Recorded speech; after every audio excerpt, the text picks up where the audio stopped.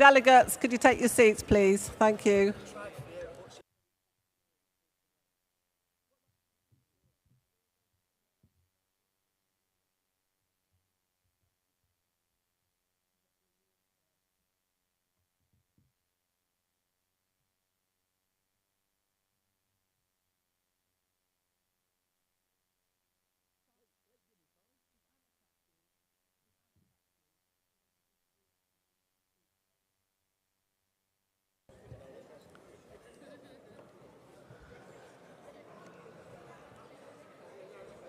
Could I please call Congress to order?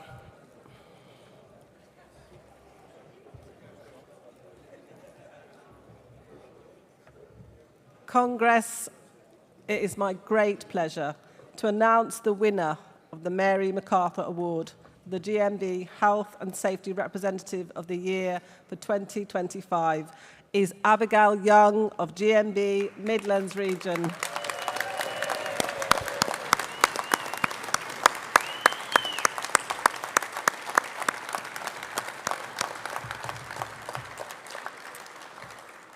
Please watch a short video for this year's award winner.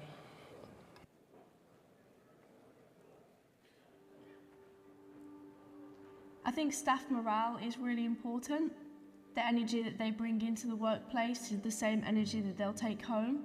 We're not just robots, we are people. So if I can improve the energy within the workplace, overall it has an impact on the work environment as well as the work-life balance outside of work as well. In our job, we are in a difficult position sometimes where we face a lot of abuse, verbally, physically. So I think if I could do anything in that day to make someone else's day better, makes me feel better as well. At the start of the campaign, the crew room facilities, the seating areas, they were all broken and the chairs were coming off the tables. So when people were trying to sit down, they were sitting on metal bars. The vending machines were always broken, they were never filled up. The bins were always broken and never taken out. And cleaning areas as well, there was never really any cleaning supplies. I think it was just about getting everyone on board. We had over 150 signatures from staff. We was in continuous meetings with HR and management. It wasn't really getting anywhere. So seeing everyone's morale every day at an all-time low made me go back home and think, you know, what can I do? So I ended up actually having to spend my own money on cleaning equipment. After about a month, we had the new seating facilities come. We managed to get new vending machines, new bins. It was definitely a good feeling. I could definitely see the morale improve pretty much straight away. We took before and after pictures as well, and we put them on the notice board so people could see the improvement that was made from before the crew room and after it was all sorted. If I have a goal, I definitely want to get that sorted for myself and for my colleagues as well. If there's something that needs to be chased up, it will be chased up. My priority is the work environment being safe. It's a nice feeling in my heart knowing that I've done something good for other people. Seeing the improvement myself, you know, having all these meetings and conversations with all these different people, and then finally seeing the outcome of all the hard work and knowing I've done something good, not just for myself, but for a lot of other people as well.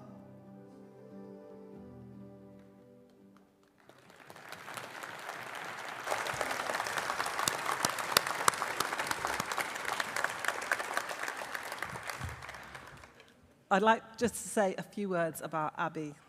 Abby, as you've seen, is a GMB Health and Safety Representative for Swissport at Birmingham Airport. You may well have seen her this week on the campaign stand against abuse of airport workers, where she's been playing an important role. Abby only became a Health and Safety Representative role in summer 2024. In a short period, she has more than doubled union membership in her workplace, using health and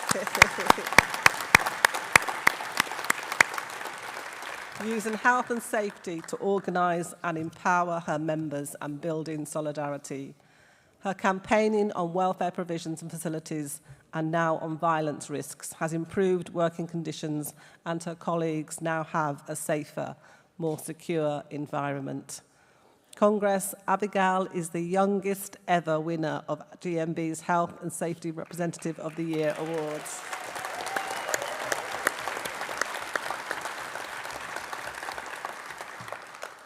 She shows that having determination and the confidence to speak up to management is just as important as knowing the technical elements when it comes to being a great safety rep. She has made a huge impact in a short time, an activist, and is a well-deserved winner of this award. Well done, Abby. Would you like to come up and receive your reward?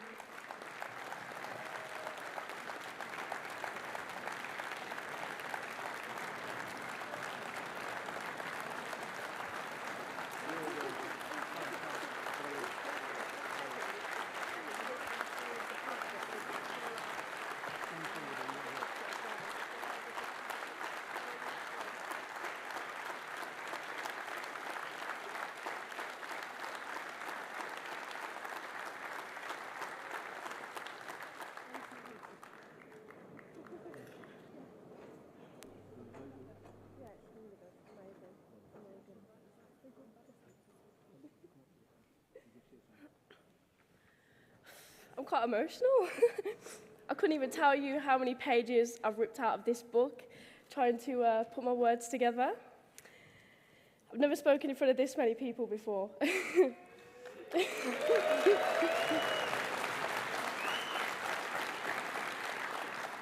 First of all, I just want to say a massive thank you to two people who have been absolute rocks throughout my journey so far. The wonderful Nathan Keatley. And she's not with us today, but the amazing Sarah James. Your guidance, your steady support and encouragement have meant everything to me. From answering my never-ending calls and questions to backing my ideas. I genuinely wouldn't be standing here today if it wasn't without you. So thank you for believing in my journey so far. Winning this Health and Safety Award means a lot to me, not just professionally, but personally. As one of the youngest representatives in the room, I'm incredibly proud of what I've managed to achieve in such a short amount of time. It hasn't always been easy, and there's been a lot of learning on the go, but this moment reminds me that age doesn't define ability, and passion and dedication can take you a long way. Now let's be honest, health and safety doesn't usually get the spotlight. You don't hear kids say, when I grow up, I want to do risk assessments. And we're not the superheroes that wear capes. However, I do wear a high-vis vest with pride. But here's the thing. When it's done right, it saves lives, prevents injuries, and makes sure people return home to their families in one piece.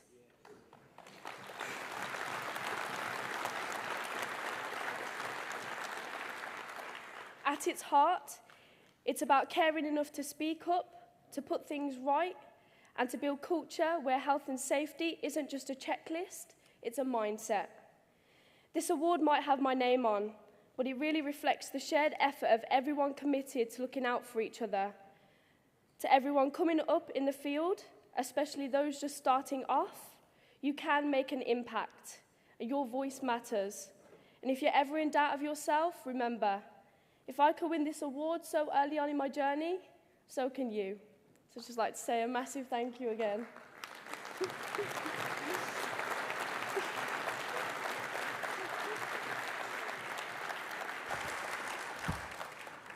Thank you, Abigail.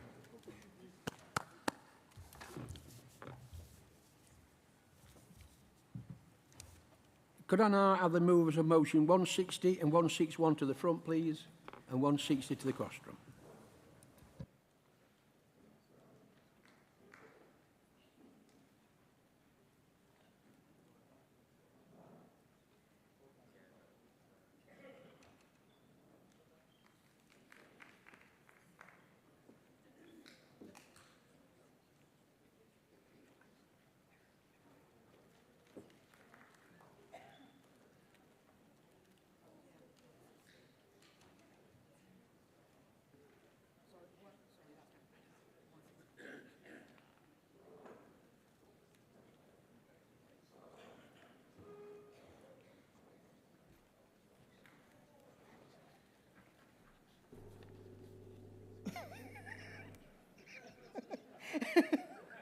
Okay. Yeah, you can tell that, I'm sure. Anyway, but first thing I want to say, because I wanted to say this yesterday, but I couldn't. I'm Abida Uddin from Luton Branch, and I'd like to say thank you, GMB, for the local gift, as Keach Hospice is a very worthy cause and one that is very close to my heart. So thank you. And now to the main bit. Congress, President and Delegates, I'm Abida Uddin from L45 Luton Branch. I'm moving motion 160 on the School Support Staff Conference. London Region held their first School Staff Conference on 5th September 2024, and it was well attended by school support staff. The campaign issues discussed at the conference were job evaluation, violence in schools, term time only contracts, and workplace reps, including myself, speaking on our experience of being a rep and why we or they chose to be a rep. Building on the success of the last conference, London Region is hoping to organise further school support staff conferences starting from 2025. In fact, we have 2 conferences this year on the 6th and the 13th of September. We also have been holding regular online webinars since the conference to discuss concerns that reps and school support staff have in the London region. At Congress, the motion calls on the GMB to build on the success and hold a national school support staff conference. This is to reaffirm GMB's organising and campaigning strategies nationally through lay member participation. Holding a national conference for school support staff would show members that we are the trade union for them in the face of attack from the teachers' union, the NEU. Okay, I move this motion. Thank you, colleague. Seconder.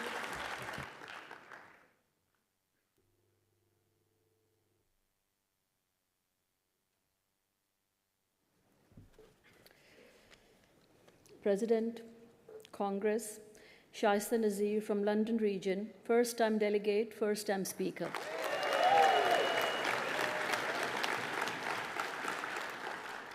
Seconding motion 160. I am the GMB rep for a school in Tower Hamlets. I became a rep last autumn and quickly got involved, knowing change was needed in my school. Through our branch network, I saw these issues were widespread. Poor job descriptions, failing health and safety, low pay, and a declining education sector. Our members and the children we support are suffering.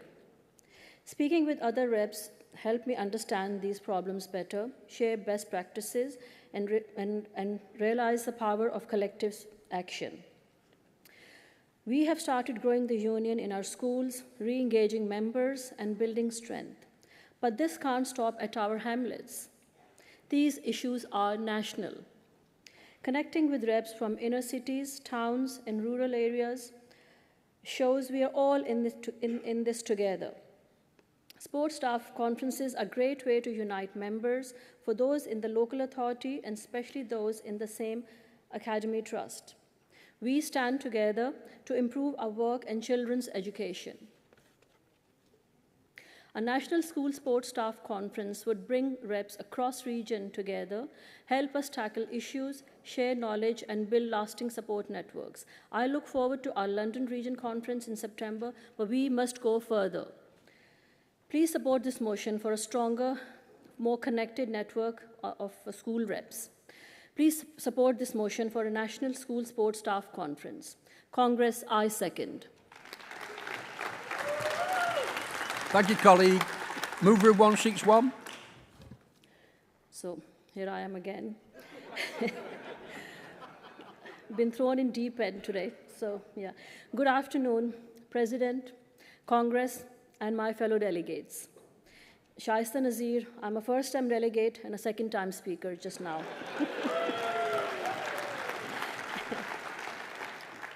Speaking on behalf of London Region, moving motion 161. What I have come to realize that our school sports staff are being failed.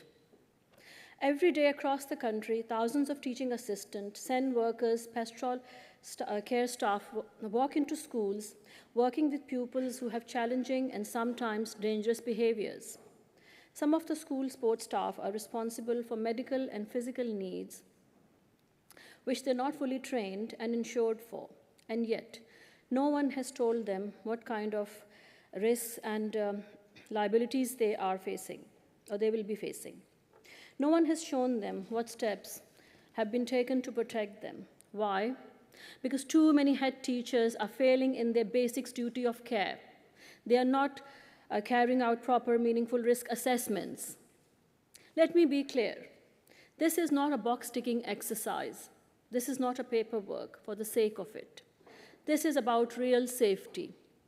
This is about preventing real harm, physical, emotional, and psychological, to the people who keep our schools running. When you fail to assess, you are saying to your staff, your safety doesn't matter, and we cannot let that message continue.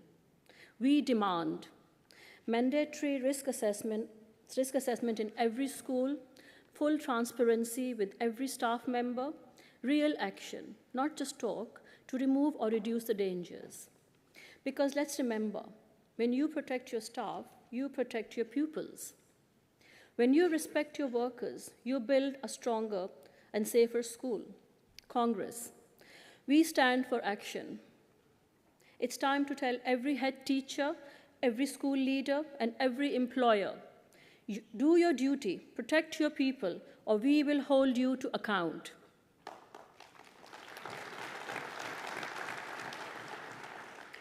Our members deserve better. They deserve safe workplaces. They deserve to go home at the end of the day without fear, without injury, and without being worn down by preventable risks. Let's stand together. Let's pass this motion, because behind every risk assessment, there is a person, a mother, a father, a friend, and they all deserve to come home safely. Let's make sure every school knows we are watching, we are united, and we will not back down on the safety and dignity of our school sports staff. Congress, please support this motion to ask GMB to ensure that local authorities carry out regular audits. Additionally, we also want this to extend to academy schools. Thank you. Thank you, colleagues. Seconder.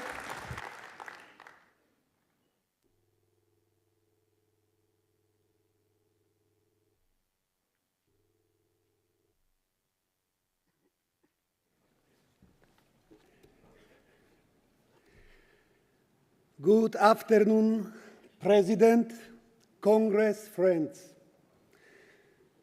Second time in Congress, second time Speaker. Adam Wacławczyk, the strongest, the biggest London region. My predecessors presented how school principals do not fulfill the duties. They save the money in sectors where there should be more support. I believe that the government and local authorities should allocate more money for the purpose. Assistant teachers work with children with various health problems, such as ADHD, autism, speech problems. These children sometimes cannot express their needs, emotions, so assistant teachers are exposed to the insults through speech, shouting, but also physical violence. They bear full responsibility for the safety of the students when they go outside. The sport fields are not prepared for safe use because they are asphalt surface and not special rubber surface, which is more expensive. That's why children, if they fail, they are at risk of the serious injuries. I know this case is personally because my son is autistic. So I would like to say to his teaching assistant, Ms. Popo, thank you very much for your hard work. Congress, please support this motion. I second. Thank you, John. Thank you. Does anyone wish to speak against the motions? If not, could I ask Christine Golding to come to the rostrum, please, for the CEC?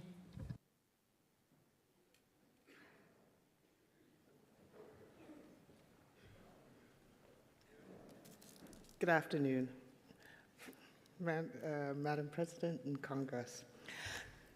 Christine Golding, responding on behalf of the CEC to motions 160 and 161. Motion 160 seeks to build on the success of London's recent regional conference by holding a national event.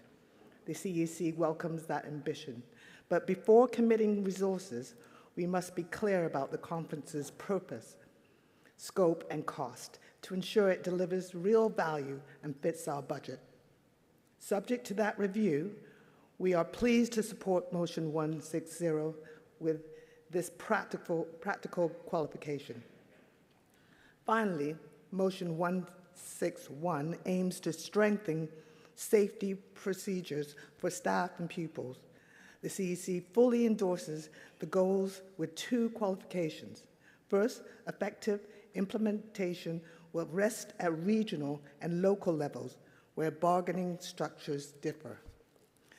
Second, any policy must cover multi-academy trusts as well as local authority schools so that no support staff are left outside its scope.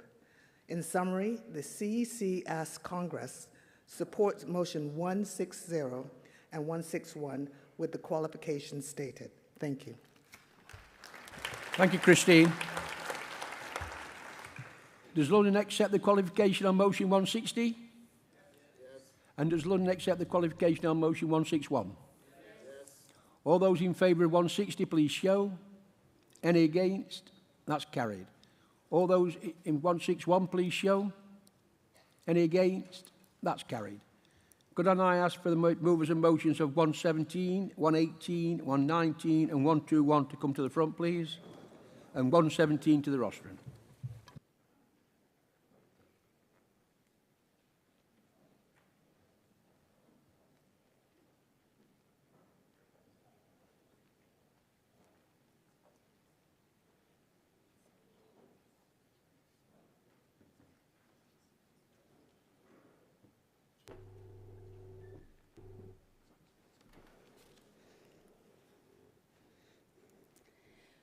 Good afternoon, Congress. I'm Shant Fredus, a proud GMB London region member. I'm first-time delegate still and second-time speaker because earlier this morning I was first-time speaker. Thank you so much, all comrades. But I need your support for the motion on fair job applications and interview process. I am moving this motion. This Congress recognizes that online job application might not be accessible to everyone because of digital divide, technical challenges, and accessibility obstacles. Those without regular internet and computer access, limited digital skills, and individuals who are suffering from disabilities might find harder to apply by online. To address these challenges, GMB advocates for offering various ways to apply. GMB encourages recognized companies for offering online application and make sure these applications are considered on an equal footing, even there is a pool of applicants. Additionally, it suggests companies hold in-person interview to accommodate various needs, especially for those who are less expert in artificial intelligence, information technology, and those who are suffering from various disabilities. Some people may be suffering from hidden or visible disabilities. GMB notes that If job doesn't require IT or AI skill, applying by a paper copy shouldn't lead to discrimination. It encouraged recognized companies to promote fair job application for all. Therefore, expanding job applications by online and in person both will be fair for all. Congress, I urge you to support this motion. I move. Thank you, colleagues. Seconder.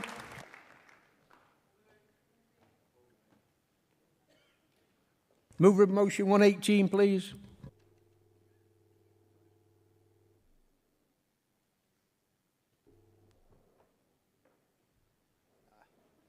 Good afternoon, Congress. President James Rolls from the London region. On day one of Congress, I was really proud to move a motion from my branch, which is X59 North West London, where we called for the extension of the New Deal for Working People.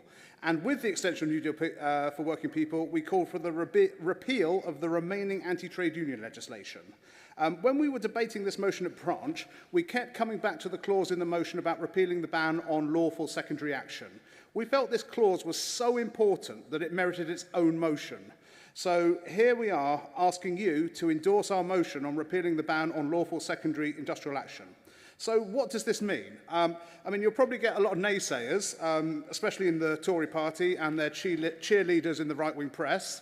They're saying that, you know, if we had secondary action in this country, it would take us back to the bad old days of trade unionism, wildcat strikes, bodies going unburied in the streets, etc., etc. It's really worth pointing out, you know, that was a generation ago. You know, material conditions have moved on so far now, it's completely different. And just as an aside to that, you actually have to be over 56 to have voted ever for Margaret Thatcher as Prime Minister, which is quite extraordinary if you think about it. I personally think that we don't have the sufficient class consciousness in this country to go back to the winter of discontent. But in the 21st century, what would repealing these pernicious anti-trade union laws look like? Well, in Germany, secondary action is allowed if it has a direct effect on the party involved in the dispute and it is proportionate and fair in its objective. In Italy, the Constitutional Court has acknowledged the legitimacy of secondary strikes and if genuine commonality of interest is present. So what would this mean to the GMB? Well, if this ban on secondary industrial action is revoked, it would allow the GMB to picket workplaces other than our own. Striking at supply chains, we will be able to go into dispute with employers' parent companies, suppliers, and other contractors' party. It would also mean that GMB members would not be compelled to cross picket lines of other trade unions. So I look to my colleagues here who are in the education sector and maybe in local government where they're in workplaces where there are multiple unions. Can you imagine a day where, you know, as it stood at the moment, if another trade union goes out in your workplace, you are technically compelled to cross that picket line and go and work for the employer, therefore undermining the industrial action. So really what we're saying is it would be really good if we didn't have the GMB members having to cross picket lines and, you know, doing the employer's bidding work for them. And I know we don't always get on with other trade unions, but sometimes, you know, it's nice to give one to the employer. So this motion doesn't want GMB members to break the law. It says that the law is absolutely wrong and the law is unfair and it needs changing. So please support. Thank you, James. Seconder.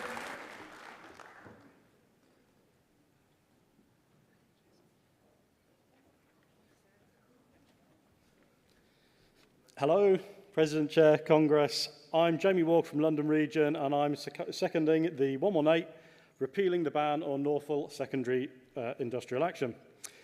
We say that an injury to one is an injury to all, but the law still says we have to walk past our own brothers and sisters on picket lines.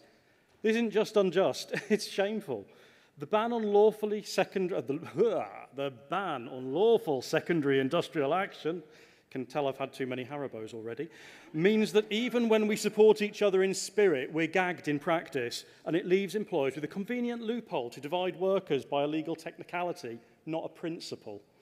This motion is all about solidarity, something that employers fear, and they should, and that previous governments have stripped from us. It's about having the right, not the suggestion, the right, to stand with the workers under attack and show them that their brothers and sisters in the movement support them.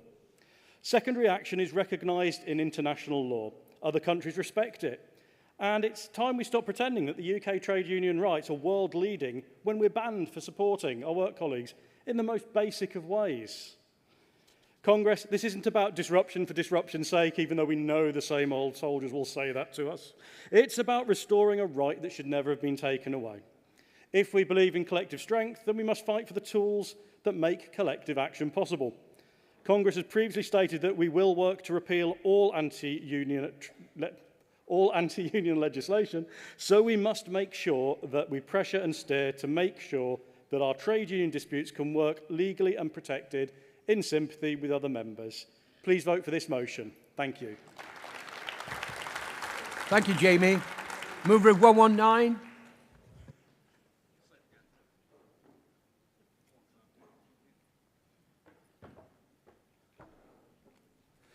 Congress, President, thank you. I don't need to introduce myself. James Rolls, London Region. Workers of the world, relax. We invented the weekend almost a century ago, so we are long overdue for reform of our working hours. As Congress will be aware, it is already existing GMB policy to support a 4-day week for our members. This motion reaffirms GMB and TUC policy for the reduction in the working week with no reduction in pay. It also mandates our union to use all political, industrial and legal avenues to ensure that every workplace with GMB members in it has a 4-day working week. We are also asking the union to affiliate to the 4-day working week campaign, which is an important cross-union and cross-employer drive. In the 19th century, Proudhon and Marx used the term wage slavery to criticise the exploitation of labour. In the 21st century, we could easily use the term time slavery to understand how late-stage capitalism exploits our time as well as our labour. Please support. Thank you, James. Seconder.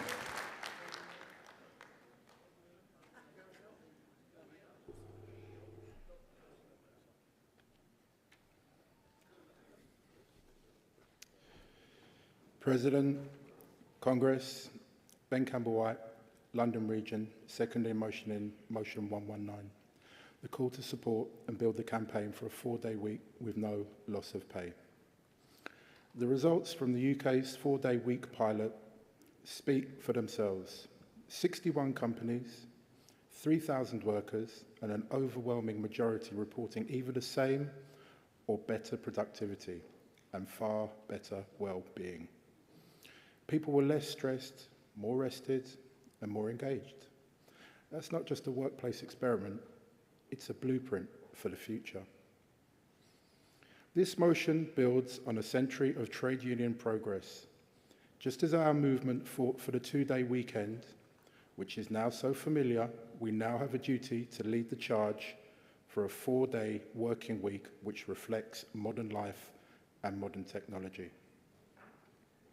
Make no mistake, the 5-day week is no longer fit for purpose in a world of rising stress, automation, and overwork.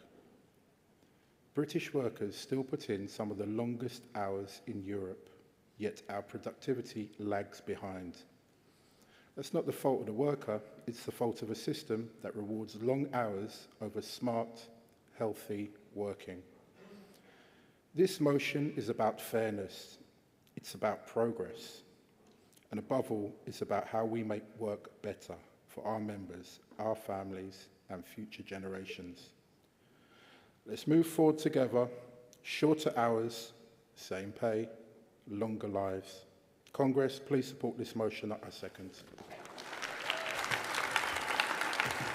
Thank you, Ben. Anyone wish to speak against the motions? No. I'll now CC Speaker Simon Day to give the... yeah.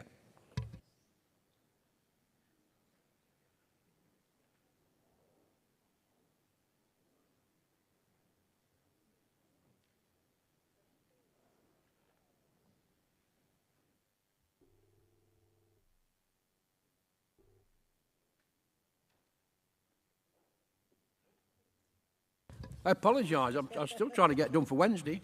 Could I have the Speaker of 121 up, please?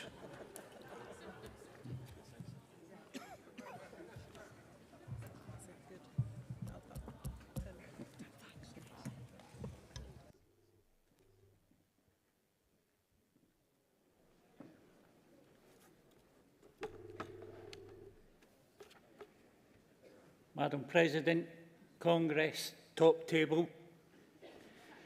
I'm here to move the motion of 121 on behalf of the London region. Thank you, comrades. I would like to move this motion and hope to get the Congress to support. For years now, redundancy pay has been stuck in the past.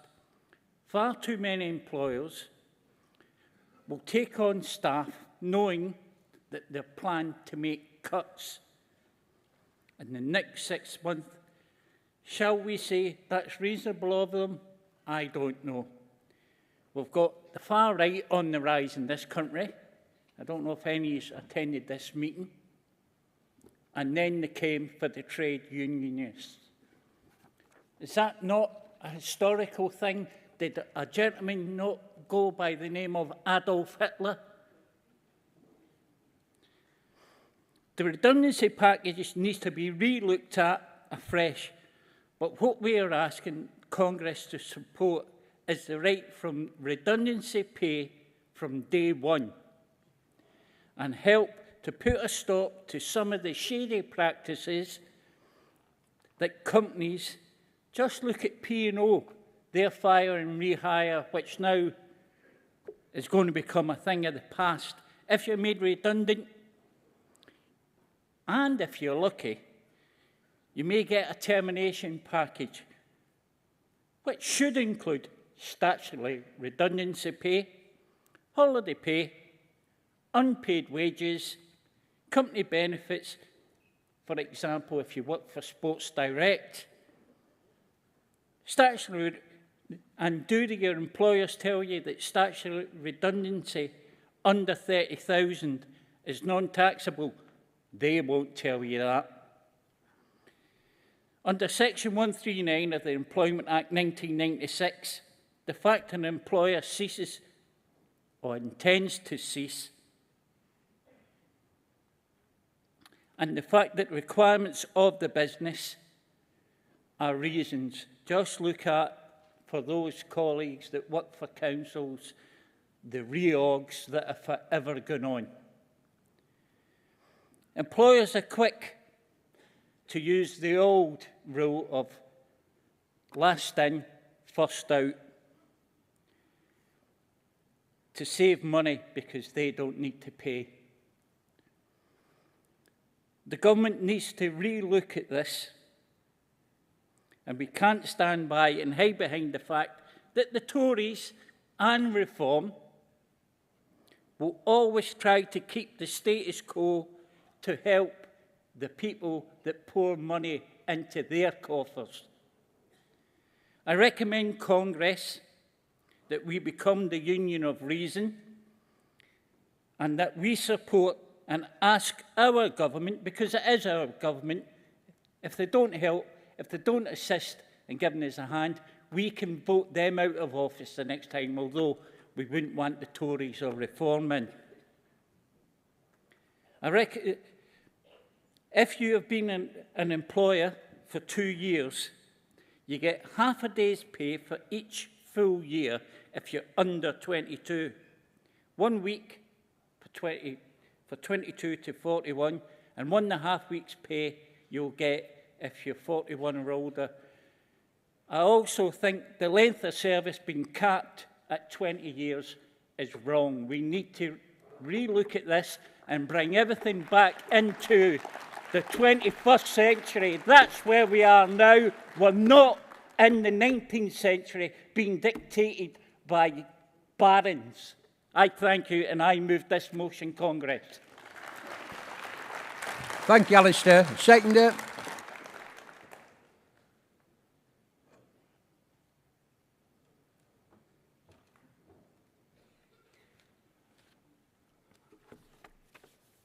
Good afternoon, President, Congress, comrades.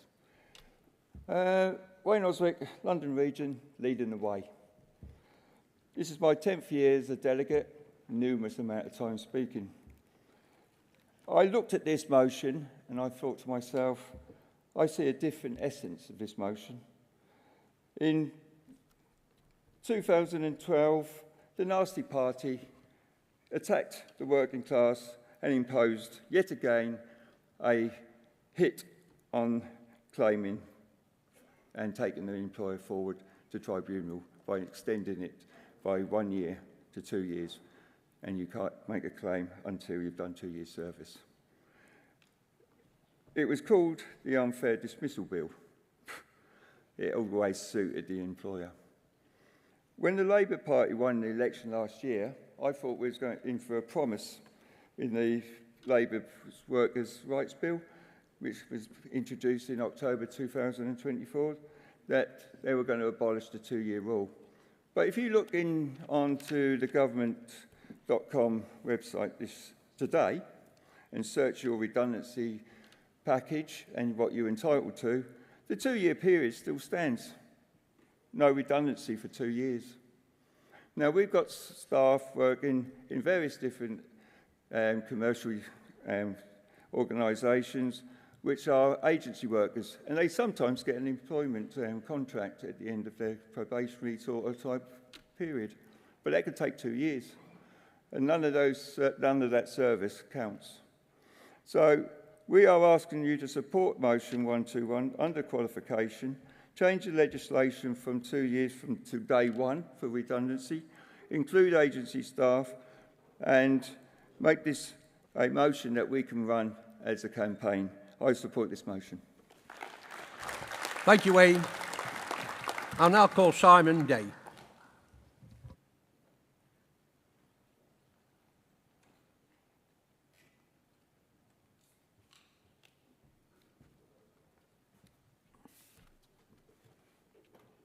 Thank you, President. Thank you, Congress.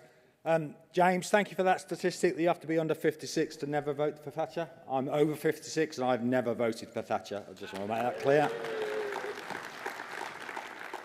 And Jamie, I look forward to your 2 Haribo Congress motion next year.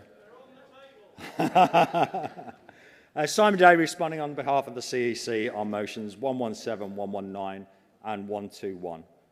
On motion 117, the motion before us presses further than existing policy by asking how online forms, automated scoring and opaque algorithms can reproduce or even intensify discrimination. Although the Equality Act 2010 offers legal protection, its remedies depend upon transparency, something algorithmic hiring often lacks. The CEC believes that we need a deeper evidence base and fresh policy tools. We therefore ask for motion 117 to be referred so that we can work with our legal, technical and equality specialists to craft the next generation of rights before committing the Union to a definitive stance. The CEC is asking for motion 119 to also be referred. Colleagues will recall that in 2019, Congress adopted, and in 2022, Congress reaffirmed GMB's commitment to a shorter working week with no loss of pay. The motion requests GMB to affiliate formally to the external 4-day week campaign. Under standard practice, any request for affiliation or financial support must first be considered by the CEC's Financial and General Purpose Committee. A referral will let that committee assess the campaign's governance, finances and strategic fit with our existing policy. Finally, on motion 121, GMB has long argued that all employment rights, including redundancy pay, should begin on day one. We fully support the principle of the motion, but we qualify that redundancy pay should be advanced as part of a comprehensive package of day one rights covering other statutory elements. Pursuing a single strand in isolation could allow ministers to claim progress while leaving other gaps untouched. In summary, Congress, the CEC asks for London Region to agree to refer motions 117 and 119 and for Congress to support motion 121 with the qualification set out. Thank you. Thank you, Simon. Does the London Region agree to refer 117? Thank you. 118 is supported by the CEC. We'll take a vote. All those in favour, please show. Any against? That's carried. Does London Region agree to refer 119? Thank you. And does London Region agree 121 with the qualification? We'll take a vote on that then now. All those in favour, please show. Any against? That's carried. Could now have the mover and motions 58 and 64, please, with 58 to the rostrum.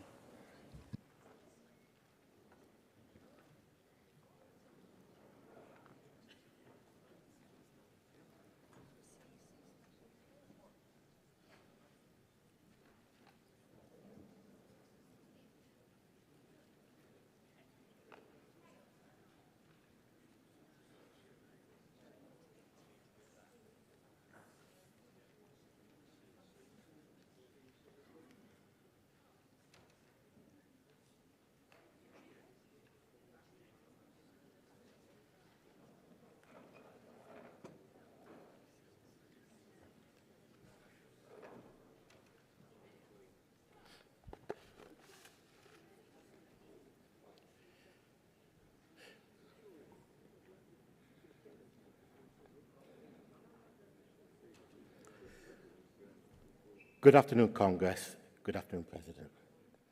Ashim Equiano from the Great Big Region of North East Yorkshire and Humberside. Moving motion 58, mandatory EDI training for all GMB staff and representatives. Congress, after submitting this motion last year, I was encouraged by many delegates in Bournemouth across all regions to resubmit this again as it hit home to so many members in GMB. Organisations across the UK have mandatory EDI training, and for decades across our nation, all organisations have an equal opportunities policy enforced. A lot of these organisations are now running EDI training for their managers, team leaders, supervisors, and anyone that has responsibility for their staff. EDI stands for Equality, Diversity and Inclusion. It is a crucial concept in today's ever-changing world. It goes beyond a mere nice-to-have and plays a crucial role in organisational success. Let me break it down for you. 1. Equality. This refers to ensuring fair treatment and equal opportunities for all individuals, regardless of their background, characteristics or circumstances. 2. Diversity encourages the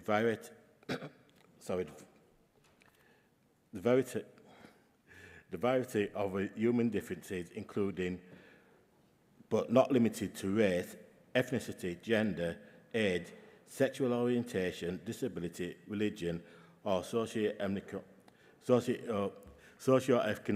status. 3. Inclusion involves creating an environment where everyone feels valued, respected and included.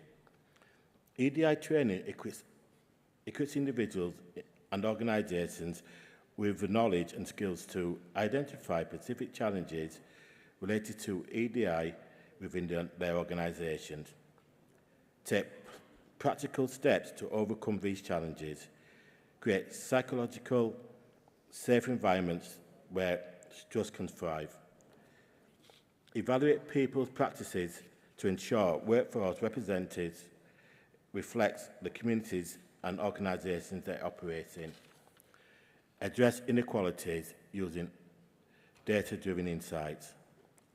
Sadly, in 2025, there's still a lot of unconscious bias out there. The Rise of UK proves this. Reform UK proves this. GMB needs a challenge. There are still some people out there who think women, people of a different race, LGBTQ+,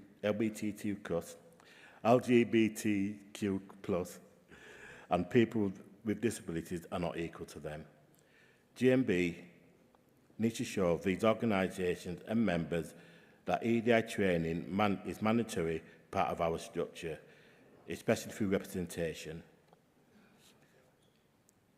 Workers' Protection Amendment of the Equality Act 2010, now Act 2023, came into force on the 26th of October 2024. This places a new legal duty on employers to take reasonable steps to prevent sexual harassment in the workplace. This is also be included in EDI training. EDI goes beyond legal obligations and encompasses ethical and moral standards in its about creating an environment where every individual feels safe and valued and empowered. Can you wind up, please, colleague? Can do. The region is agreeing to this motion to be referred, but personally, I would like it to be carried through without delay. Where I work in the City Council, where there are panels like interviews, grievances, disciplinaries, these cannot take place. Sorry, colleague, can you finish? Everybody's EDI trained. Congress, I ask you to remove this motion. Thank you. Seconder.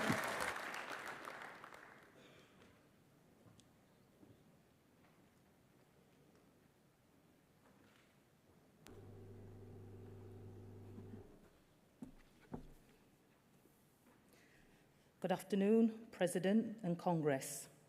My name is Charmin Hazel and I'm from the great big North East Yorkshire and Humber region.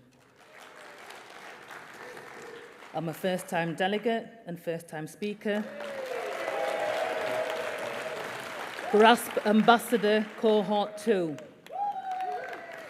I am seconding motion 58. We have all heard from my colleague Hashim the importance of EDI training for all GMB staff and representatives, and a reminder of what equality, diversity and inclusion means. We have all witnessed that Donald Trump took over the Oval Office and one of his first attacks was on America's diversity, equality and inclusion strategies and programmes across workplaces and education settings. Whilst on the GMB Race Achievement Scholarship Programme, one of our educators reminded us that ideas cross borders. So what are we waiting for? We need to ensure that GMB staff and officers, reps and conveners have access to good quality EDI training. We must have the education to be able to hold employers accountable for their performative EDI training and programmes, which on large goes without monitoring, review and measurement of its success. We need to make sure that we do not allow ideas of inequalities to fester and grow, or ideas of dismantling EDI to become a risk. What are we waiting for? Any kind of inequalities for any protected characteristic or GMB equality strand is an attack on us all. Everyone in this room is a protected characteristic in some way, and for many of us, intersectionality can make us a triple or quadruple target. So what are we waiting for? If ideas can cross borders, they can easily permeate a workplace. Let's get ahead of the curve before employers beat us to it. We don't need to wait for it to happen. Congress, support this motion. Thank you, colleague.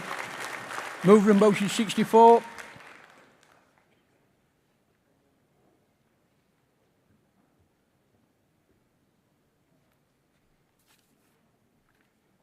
Vice President, Congress, Georgia Chedsey, Wales and South West Region, move in motion 64. I stand to move this motion on coercive control, not only because it's right, but because it's long overdue. Coercive control is a pattern of behaviour that destroys lives quietly. It doesn't always leave bruises, it doesn't always end in a headline, but it does leave its victims trapped, diminished, and often tragically unheard. The Serious Crime Act 2015 finally recognised this as a criminal offence in England and Wales, a victory we should acknowledge. But Congress, we must ask, what good is a law if it has no teeth? The maximum sentence is just 5 years, and many who are convicted walk away with a community order. Last year, there were over 43,000 offences of coercive control recorded, only 811 prosecutions, and just 566 convictions. That's barely over 1% of cases end in injustice. We know why. Coercive control often leaves no scars, no CCTV footage, not one moment where someone can say, this was the crime. It's slow, it is persistent, and it is devastating. And it nearly always starts small before it grows. More than 80% of cases involving physical violence began with coercive control. We must act on it. This motion calls on us to do what we have always done best, to stand together, to protect our members and to take real, meaningful steps. Let's review our domestic abuse charter, let's educate our reps, let's empower them to spot the signs, to speak up and to support. The Women's Forum in the Wales and South West region are already doing this work. They are developing training and workshops to guide reps through these difficult and delicate situations. We owe it to our members to make this training essential, because whether we know it or not, someone in this room or someone they represent is living through coercive control. They are waiting for us to take this step. Congress, this is about justice, yes, but more than that, it's about dignity and about safety and about restoring power to those who have had it taken from them. Please support, I move. Thank you, Georgia. Seconder.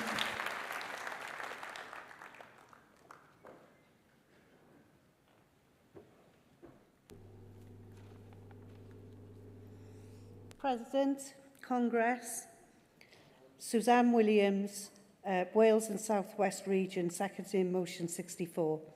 Colleagues, I'm proud to second this important and necessary motion.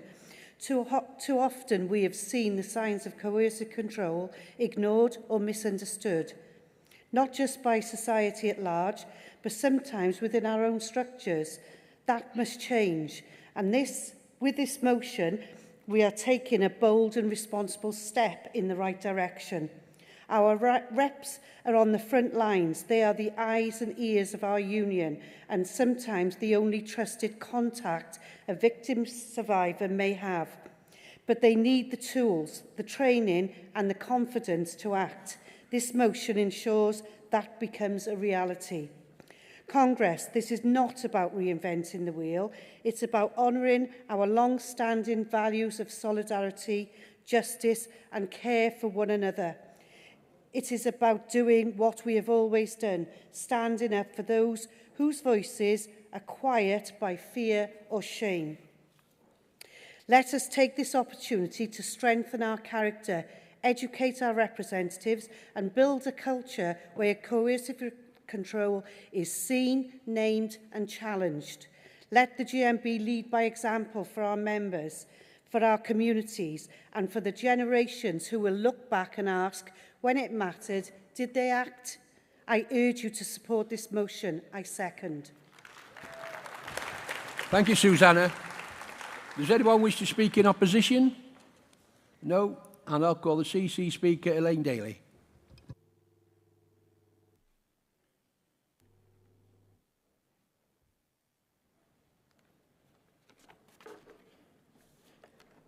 President, Congress, Elaine Daly, Midlands Region, speaking on behalf of the CC to outline our position on motions 58 and 64.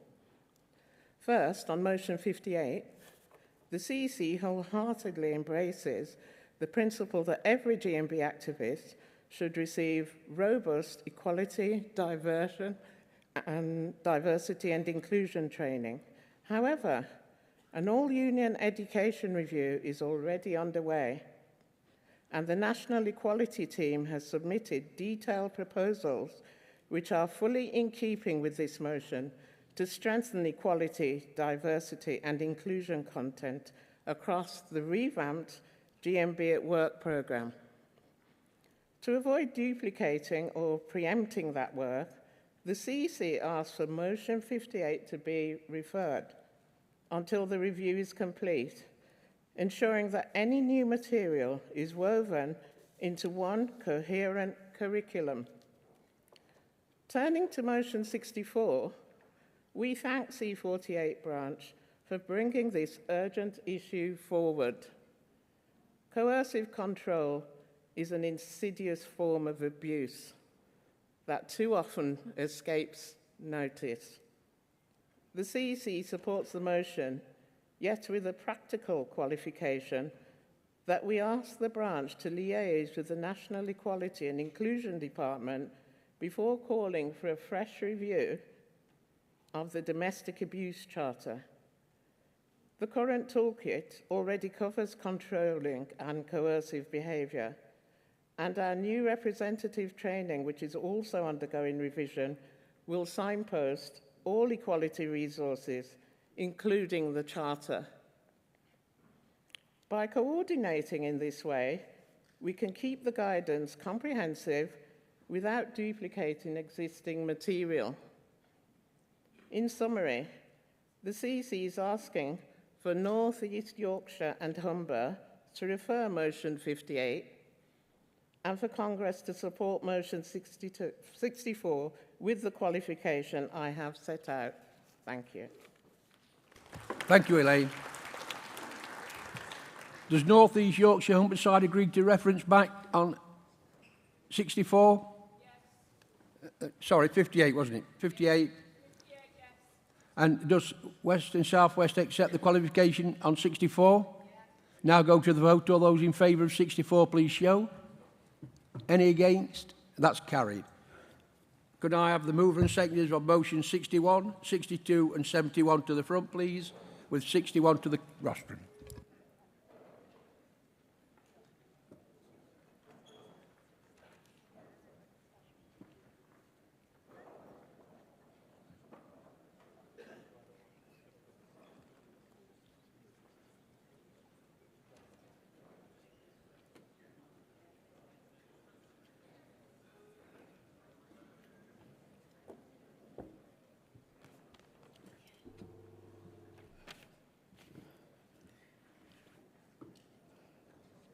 President, Congress, my name is Jackie Short.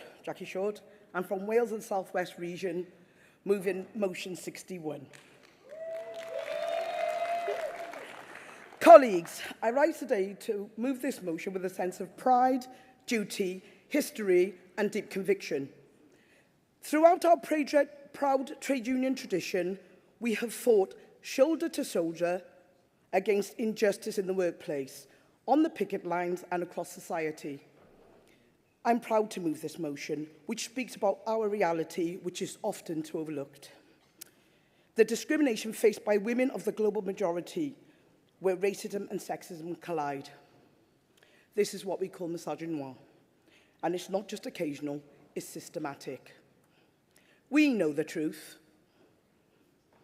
that women of the global majority are more likely to be disciplined unfairly, passed over for promotion, spoken to in ways that would never be tolerated elsewhere. We are subject to both harmful stereotypes and structural barriers, and it's happening in our workplaces today. Simply put, we are tired of living under the concrete ceiling. As a union, we've always stood up for injustice. We fought for safer workplaces, for equal pay, for dignity on the job. Now we must act again. Because silence helps no one. And justice delayed is justice denied. This motion calls for clear steps, an updated GMB Reps Handbook and guidance on tackling misogynoir. Deliver mandatory training for all our reps, campaign for proper policies in the workplace, from anti-discrimination training for managers to robust reporting systems. Let's go beyond by advocating for wider societal education, breaking down the stereotypes that hurt women, us women of colour, every single day.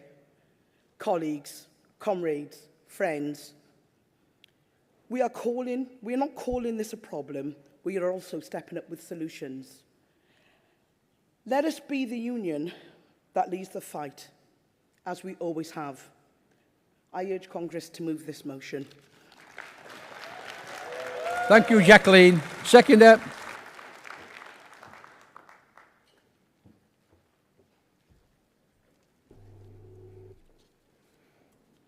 President, Congress, Emma Causer, Wales and South West Region, seconding motion 61.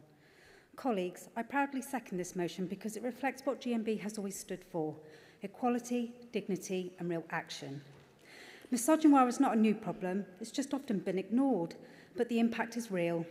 Women of the global majority are more likely to face unfair treatment, harsher scrutiny and be left out of opportunities others take for granted.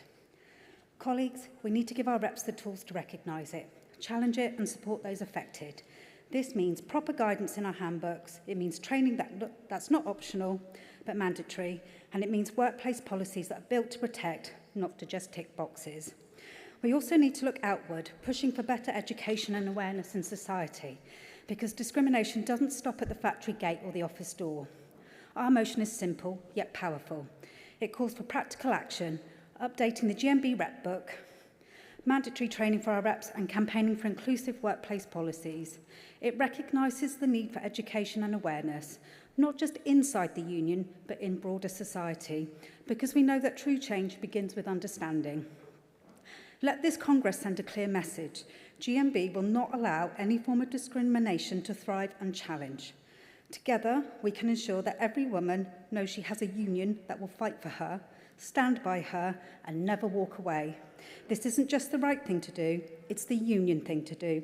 Please support this motion. I second. Thank you, Emma. Mover of 62.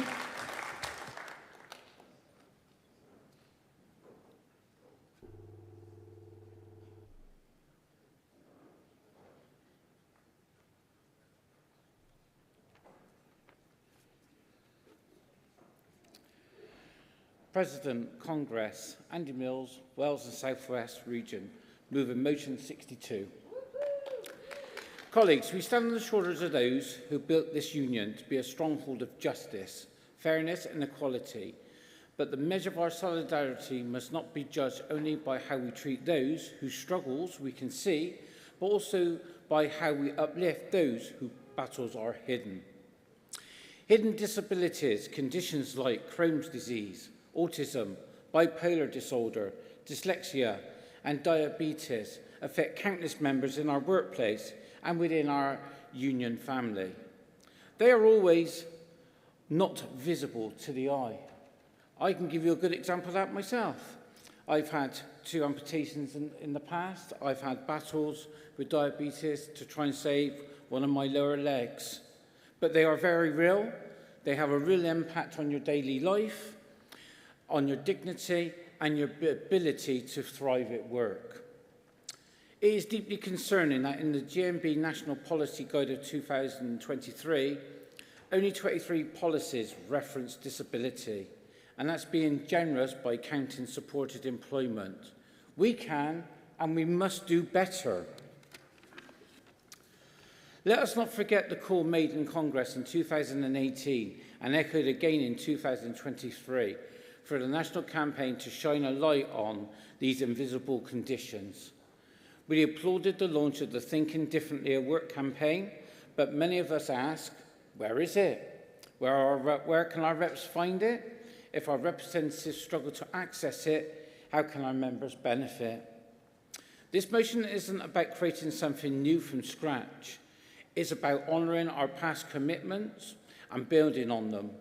It's about ensuring that every rep, new or seasoned, has the training, the tools and the confidence to speak up, stand up and make visible the invisible challenges of their fellow members. Therefore, we call on GMB to reignite the campaign to make our tools easier to find, to ensure training is accessible and to help our reps plan campaigns at the local level. Let's encourage every rep to be a beacon of awareness and be an ambassador in their workplace. Let's remember, when we support members with hidden disabilities, we strengthen the very fabric of our union. Please support, I move. Thank you, Andrew. Seconder.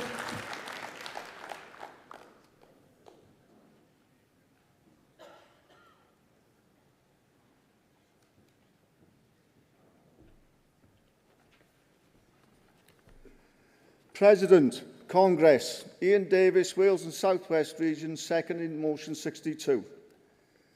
Colleagues, I am proud to second motion 62. For generations, trade unions have fought to give a voice to those who were silenced and overlooked. That fight continues today for our members living with hidden disabilities. Too often, these members are misunderstood, misjudged, or simply forgotten. They face barriers that are invisible to most but burdensome to bear. And while the law, through the Equality Act and the Public Sector Equality Duty, offers some protection, enforcement and understanding are still sorely lacking in too many workplaces. GMB already have tools, campaigns and policies. What we don't have is consistent visibility or clear access. If our reps can't find the support, how can they extend it to others? We need action, we need clarity, we need guidance, and above all, we need to hold fast to the values that brought us here: justice, fairness and dignity for all workers.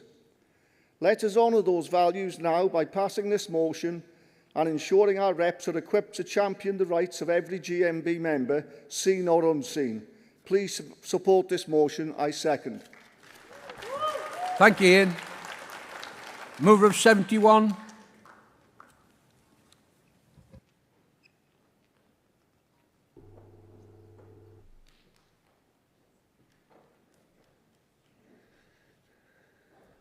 Vice President, Congress, comrades, brothers and sisters, my name is Ghazala Uma from the superb Southern region proposing motion 71. First time delegate, extremely nervous, first time speaker. Thank you. I want to speak about a vital issue that sits at the heart of our values as a union: equality. As trade unionists, we know that we cannot tackle inequality unless we see it clearly.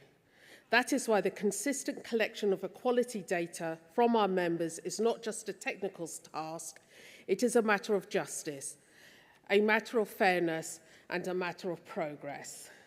Congress. GMB has been a union since 1889.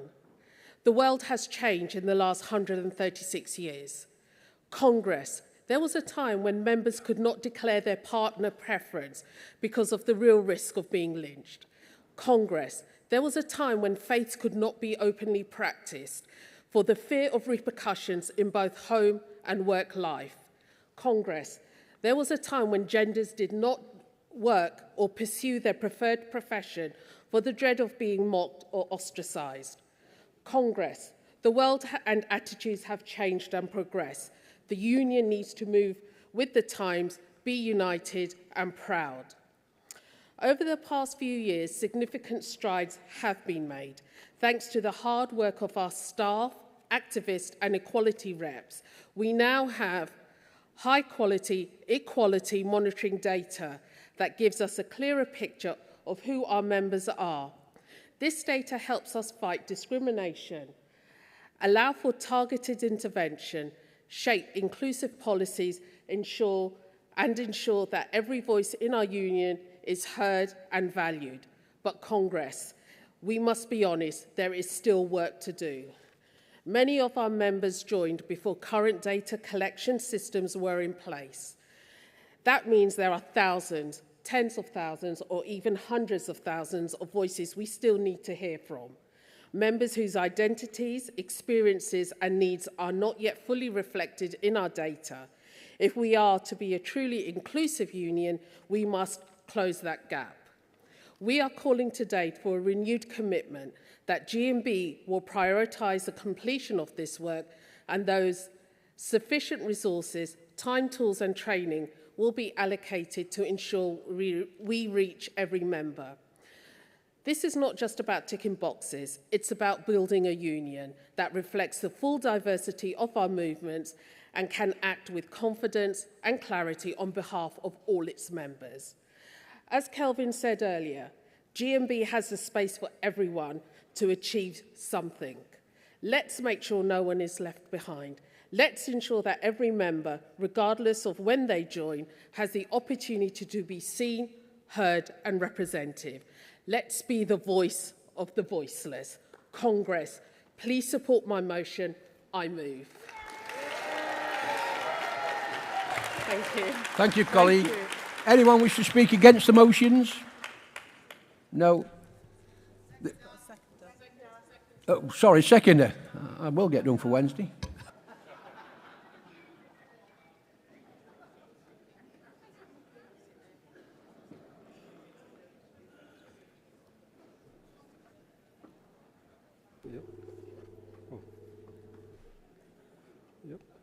Vice President, Secretary General, Congress, good afternoon. I'm Chris Wongso Saputro, first-time delegate, second-time speaker. I'm from K19 branch in the southern region. We're very proud to host you, Congress. Congress, the southern region would like to second Motion 71 on equality data collection. We fully support what Ghazala has mentioned earlier. The southern region agrees GMB has been consistent in collecting equality data from our members. A lot of work has been put in to make sure we have quality and consistent data monitoring. This is evident in the way the delegate equality monitoring data is collected during this Congress, as you can see here in our book here. In this form, which you have in your delegates booklet. However, there's still much to be done in data collection for members who joined before the start of the data collection process. Why does this motion matter, you might ask? Congress, this is not a pointless exercise which takes up everyone's time and efforts. It matters because we believe the GMB needs to understand its member demographics, including class background, which Gary has referenced in his speech. When the GMB is looking for views of underrepresented members, we must understand the equality monitoring data so the information we gather represents the views of the group. Only by having this information can GMB understand members' lived experiences and serve you, our members, in the best possible way. The data will also help GMB communicate how our union has served the different strands of our membership base. Therefore, Congress, the Southern region would like to call on GMB to continue working on the equality data collection. Doing so will require sufficient resources, including time, efforts, and money. So we as members can then be confident in the equality data GMB has. Congress, I second. Thank you. Thank you, Christopher. Colleagues, the CEC is supporting all these motions, so we'll go straight to the vote. All those in favour of 61, please show. Any against? That's carried. 62, please show. Any against? That's carried. 71, please show. Any against? That's carried. Congress, we've had some powerful speeches this week on very emotional topics. If you have or feel affected by what you are hearing on motions on difficult issues, please make sure you approach your delegation lead or regional secretary for any support. The Code of Conduct and Safeguarding Policy is also available at the info desk. Can I now ask for motions 73, 74 and 75 to come to the front and 73 to the rostrum?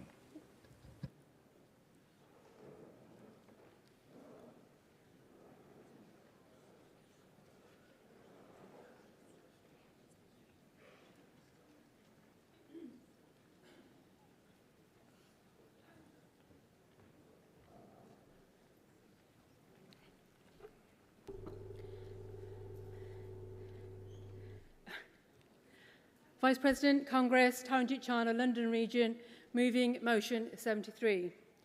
Congress, black maternal health care is not merely a statistic, it's a matter of life, death, dignity and justice.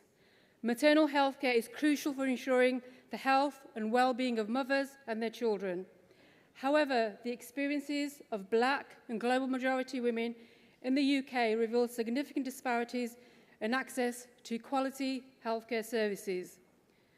Studies have shown that black and global majority women face higher maternal mortality rates compared to their white counterparts.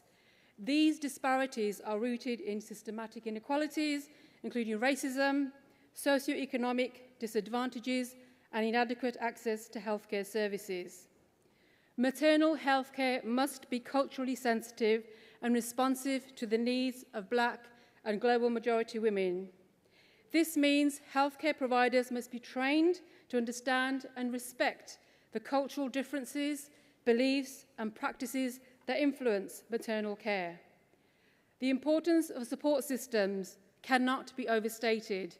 Black and global majority women often juggle multiple roles. They are workers, they are caregivers, community leaders, Access to the comprehensive maternal health care services, including mental health support, is essential to their well-being. The challenges faced by Black and global majority women workers in the UK are multifaceted. Workplace inequalities, racial bias in healthcare, economic barriers. Congress, let's call for a push for policies that promote equitable access to maternal health care services, including paid maternal leave, affordable childcare and comprehensive healthcare cover for all workers, training and education for healthcare professionals and cultural competence and unconscious bias to ensure that all receive the respectful and appropriate care during pregnancy and childbirth. Building partnerships with communities is crucial because it can raise awareness and provide resources for Black and global majority women, which can be a vital support, offering information, advocacy and assistance, and more research is needed. Maternal health care for Black and global majority women is not just a health issue, it's a social justice issue. We must work together to dismantle the barriers that prevent the care we deserve. Please support this motion. Thank you, Taranjit. Seconder.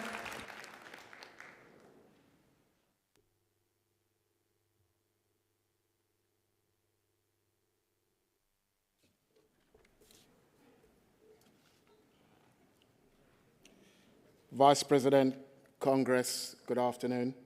Robert Wheeler, London Region, seconding this motion. I am proud to second and support this crucial motion, maternity health care for Black and global majority women. Congress, this is not only a health crisis, it's a workers' rights issue across our industries and communities. Black and global majority women, our colleagues, our members, our friends and families face disproportionately high maternal mortality rates. These are not isolated tragedies. These are systemic failures rooted in inequality, bias, and neglect. As a trade union, we stand for justice, dignity, and equity for all workers. That must include the right to safe, respectful, and culturally competent maternal care. Because when one group is left behind, we all are. Investing in maternal health care for Black and global majority women strengthens our workforce, our families, and our future. It reduces long-term cost, improves outcomes, and builds trust in the system meant to protect us. We have the power to demand better from employers and policymakers and from the healthcare system itself. Let us use our collective voice to push for change. This is not charity, it is solidarity. And solidarity is the foundation of our movement. Congress, I support this motion, and I urge you to support this motion too, not just with your votes, but with your continued advocacy and action. Congress, I second and support. Thank you, Robert. 74.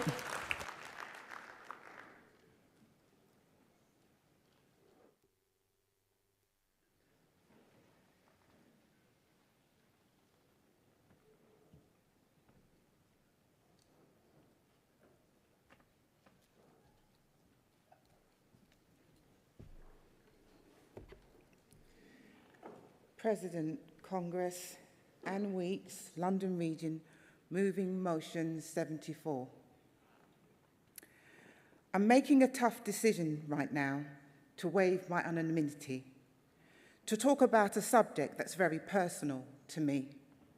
I make no apologies to you for the words in which I choose. To get my message across, I need to ensure I touch everyone in this room. In many roles and career levels, women have a positive effect. But it doesn't matter what job we do, we continue to fight for respect. However, differences come into play when we separate by colours, and the white woman's versions of sexual offences will differ from the others. Misogyny is the despisement of all women, near or far, Add to this the abuse of black and brown women, then you call it misogynoir. Overrepresentation is the category, makes us vulnerable to workplace abuse. Racial and sexual harassment is rife. It's insidious and uncivil too. Go back where you come from, they whisper quietly. But I was born in Lambeth, so where should go back be? Big hips, big tits, big lips, big fit. Ooh, you've got a sexy big bum. Shut your mouth, you gobby black cow, before I give you one. I heard coloured women are tigers in bed. Is there any truth in that? You're normally aggressive, so stop being shy. Come here and sit on my lap. You what? You who? Say what? Say who? You're going to make a complaint about me? And who will listen to your inferior voice over my superiority? They're eating the dogs, they're eating the cats, says President Trumpety Trump Trump, who publicly brags about how he grabs the women in their front. Attacking the hijab, the faithful cloth that covers my brown sister's head, neck and locks, mocking the burqa, jeering the block, they scold her and call her a letterbox. Don't touch our hair, the black sister's hair of our hereditary. Warning truth of sisters scalped bald by the masters during slavery. And sexual trauma beyond the workplace for many of us isn't new. The sexual violence, the first time of many, began for me when I was 2. Now, I'm not oversharing to evoke a popularity vote of sympathy. I'm standing here representing union women who aren't as brave as me. Our stories aren't just marginalised to the journey through our workplace drama. Many black and brown women carry scars of relentless all-round trauma. It's tiring, all this code switching and the hiding of our identity. We want inclusion for all women to feel safe, including the global majority. The groundbreaking TUC report entitled "And Then It Clicked" should be a mandatory read for all GMB people across the national PIC. Misogynoir should now be a term recognised across GMB, and a campaign for us which includes our hair and general incivility. The Worker Protection 2023 introduces a new preventative duty for employers to take reasonable steps to prevent workplace sexual bullies. And the Monaghan report is in place to remind us of our past mistakes. On an industrial response, will help steer this on. Zero tolerance is what it takes. Now, my personality isn't everybody's cup of tea. I understand. Let's not get that twisted. But quite honestly, what others think of me is really none of my business. Walk a mile in my shoes, be black or brown for a month. Let's see how you get on with that. Relinquish your privileges for a little while, then come back to me and let's have a real chat. So finally, please stand with me, all the black, brown women in this room. Get on your feet in solidarity of this motion, which needs to be moved. Let everyone see the intersectionality and the beautiful melanin colours in our GMB, where we're proud to be and will be respected like every other. Congress, I move.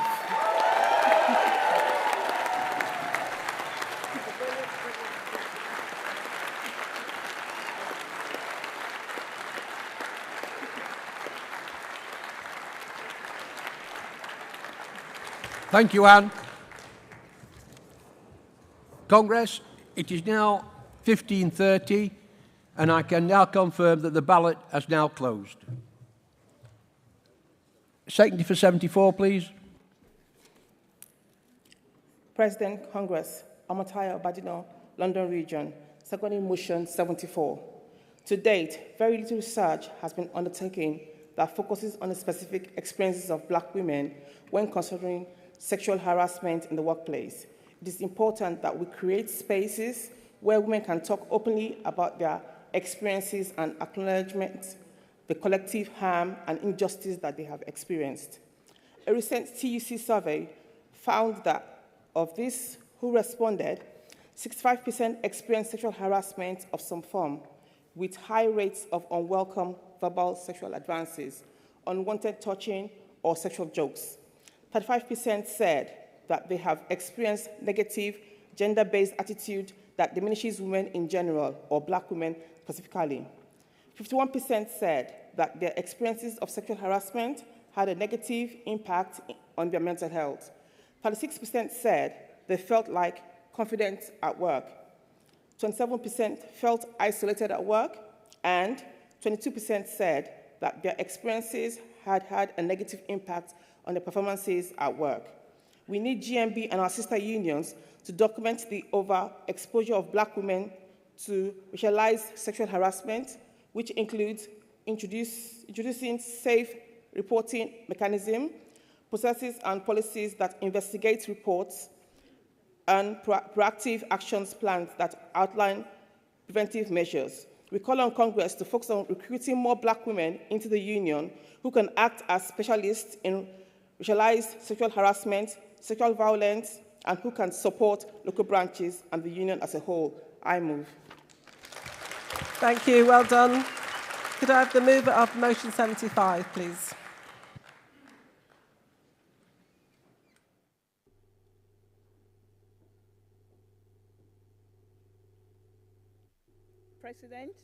President, Congress, good afternoon.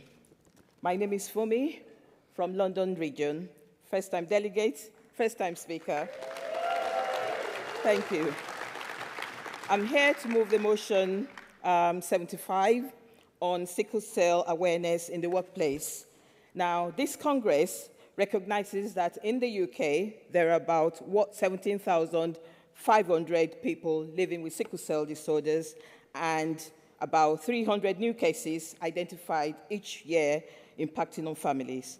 Sickle cell disease is an inherited blood disorder that affects the red blood cells and is particularly common in people with African and Caribbean family background. This is a serious lifelong health condition that affects the shape of the red blood cells and the flow of oxygen around the body. The lack of oxygen flow and other factors such as dehydration, exposure to cold environments and infections and so on can cause the sickle cell shaped blood cells to stick together, blocking the small blood vessels. When this happens, the sufferers can experience extremely painful episodes known as a sickle cell crisis. When in crisis, the person often has to take very strong painkillers, which impacts on their concentration and their ability to complete tasks. Medical treatment can help to manage many of the symptoms this lifelong condition presents, such as painful episodes referred to as sickle cell crisis, which can often lead to hospital admissions. These crises can be extremely severe and last for days or even weeks. There can also be an increased risk of serious infection and anemia. This is due to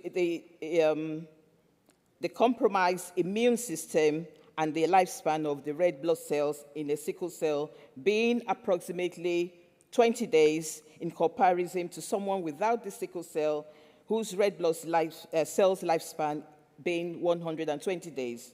Now, some people with sickle cell experience more serious implications such as delayed growth, strokes, lungs and heart problems. People with sickle cell disease rely on regular specialist medical treatment and medication throughout their lives in order to maintain a healthier life as possible. So it is important that they look after their own health using self-care measures, being mindful of triggers such as stress, strenuous activities, and managing pain. Most individuals with sickle cell disease go on to live healthy lives, only suffering intermittent short-term disability, which usually, because of painful sickle crises, these crises are highly exacerbated by environmental factors. Although sickle cell recognized as the most common hereditary blood disorder worldwide, and it is fastest growing genetic disorder in the UK, it is increasing in prevalence due to the historical and continuing immigration and the rise in interracial relationships and the gene being passed down into families outside of the African Caribbean, where sickle cell is known to originate from.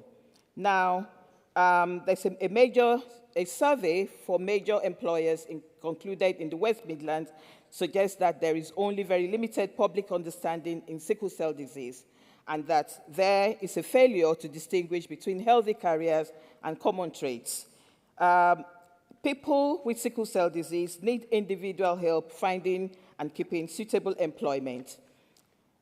Could you wind up, please? Yes, I will Thank now. Our branch actually has an existing grievance raised by a sickle cell sufferer, which echoes that of a focus group participant. We are calling on Congress to lobby for a change in working practices in relation to sickle cell and to force workplaces to hold awareness workshops, train their managers, and change their policies.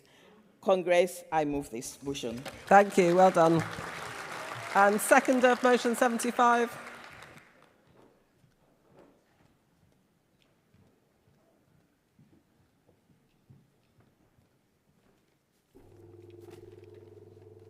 President, Congress, my name is Barbara, London Region, second-term delegate, first-time speaker.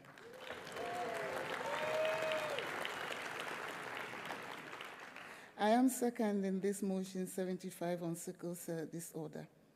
And why should those people who suffer from sickle cell disorder, SCD, be denied the right to work or to be treated the same as non-sufferers at workplace?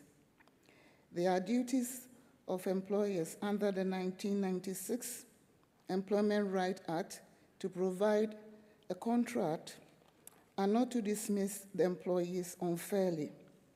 Under the Equality Act 2010, the employer have to make reasonable adjustment for the disabled workers at the workplace.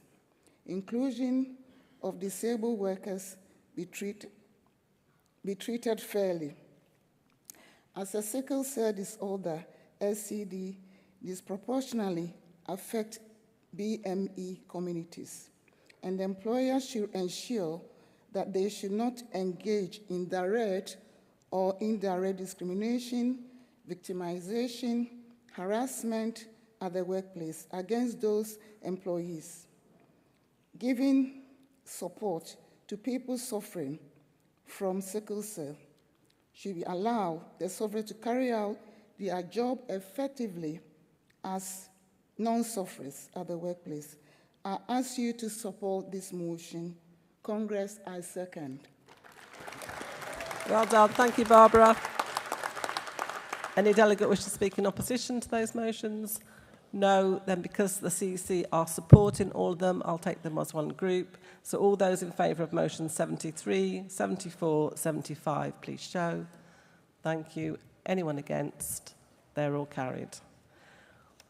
Congress, we now move on to debating an emergency motion from North East Yorkshire and Humber region on the local government pension scheme. So could I have the mover and seconder, please, for the emergency motion 2?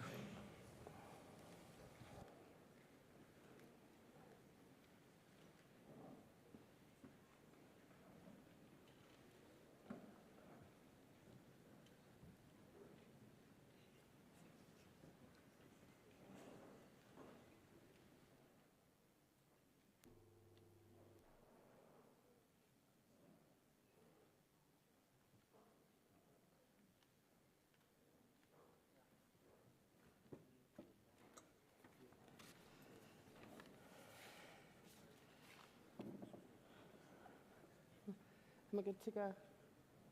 Thank you. Okay. Good afternoon, everybody. President, Congress. My name's Karina Dexter. I'm a first-time delegate, first-time speaker. Thank you.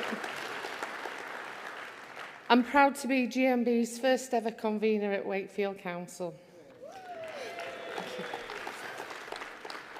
I rise to move this emergency motion with pride and with purpose, because the attack we're seeing on the local government pension scheme isn't just about pensions, it's about power, it's about dignity, and it's about the future of working people in this country. Earlier last week, Richard Tice, a man who enjoys a gold-plated MP's pension, decided to tell the workers of this country that they don't deserve a decent one of their own. He announced that in reform-controlled councils, new starters would be banned from joining the local government pension scheme with no consultation, no impact assessment, just pure ideological spite wrapped up in a press release from the Telegraph. Let's be clear, this is not performative politics. This is a real and dangerous attack on working people, and it sets a chilling precedent. Because if you weaken a pension scheme by cutting off new members, you don't just hurt future staff, you undermine the scheme for everyone. It becomes less viable, less sustainable, and that's not reform, that's sabotage. I work at Wakefield Council and I know the pressure our members are already under. They're working long hours in vital public services, often for poverty wages. It's the union, the GMB, that has fought and continues to fight to lift those workers up, to win decent pay, decent conditions and the right to retire in dignity. The local government pension scheme isn't just some perk, it's a benefit fought for and earned over generations. It reflects a simple truth that after a lifetime of service, working people deserve security, not anxiety in retirement. Cutting off new workers from that promise is cruel and it's reckless, and it opens the door to the wholesale dismantling of decent pensions across the public sector. Let's call this what it is class war. Because of the real pensions crisis isn't that a care worker or a street cleaner might one day retire with a modest income. The real scandal is that billionaires and politicians hoard wealth while telling people who build, clean, care and serve that they should expect less. Not on our watch. Cheers. Congress, I'm asking you to send a clear, united message today. We will not sit back while political opportunists attack our pensions. We will not allow the local government pension scheme to be run down by stealth. And we will not let reform or anyone else divide workers between the deserving and the disposable. GMB will use every tool, every resource and every ounce of our collective strength to defend the local government pension scheme and the dignity of the workers who rely on it. Congress, I move. Thank you. Well done, Karina. Seconder. Well done.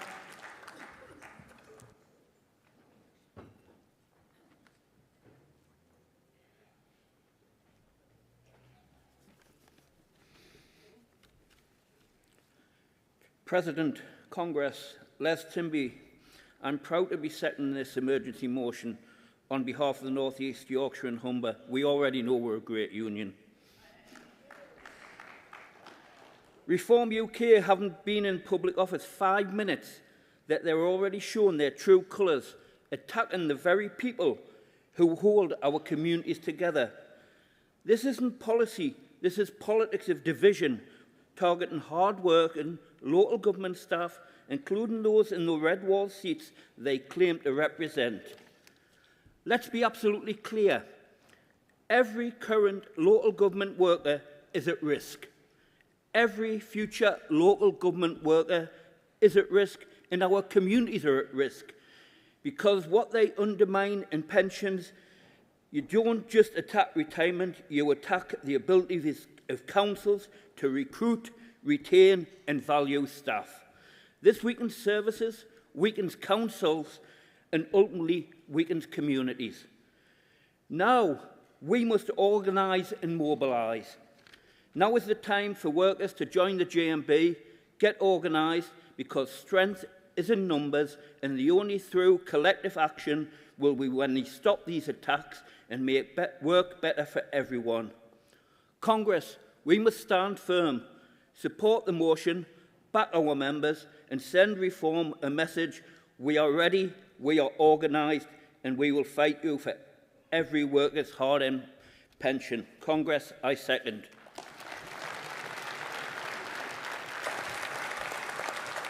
Thank you, Les. Anyone wish to speak in opposition? Didn't think so. The CC are supporting this emergency motion too, so all those in favour, please show. Thank you. Anyone against? That's carried. We will now play a video of solidarity from our Italian trade union colleagues from their federation, CGIL. Dear GMB brothers and sisters, greetings from Italy. My name is Salvatore Marra and I am the head of international relations at the CGIL, the Italian General Confederation of Labour. We are living a very difficult moment in this country at the moment, also because of the presence of a far-right government led by President Meloni. Our first and utmost priority is to protect wages and achieve wage increases. It's very important for us to renew collective agreements in the public and private sector. It's of fundamental importance that people have enough money to live a decent life. This is not the case for Italy, as it ranks last among the G20 countries when it comes to wages. So our first and utmost priority is, of course, achieving wage increases for all workers in this country and reduce precarious work arrangements. It's unacceptable that young workers in this country are subject to terrible working conditions because of precarious working arrangements. We are also concentrated in preventing attacks against workers and defending workers' rights. This week, Meloni government introduced a so-called security bill where, as of today, if we organize a protest in front of a company or we decide to organize a sit-in, we can be even brought to prison. This is unacceptable in a democratic country like Italy, and we will resist it.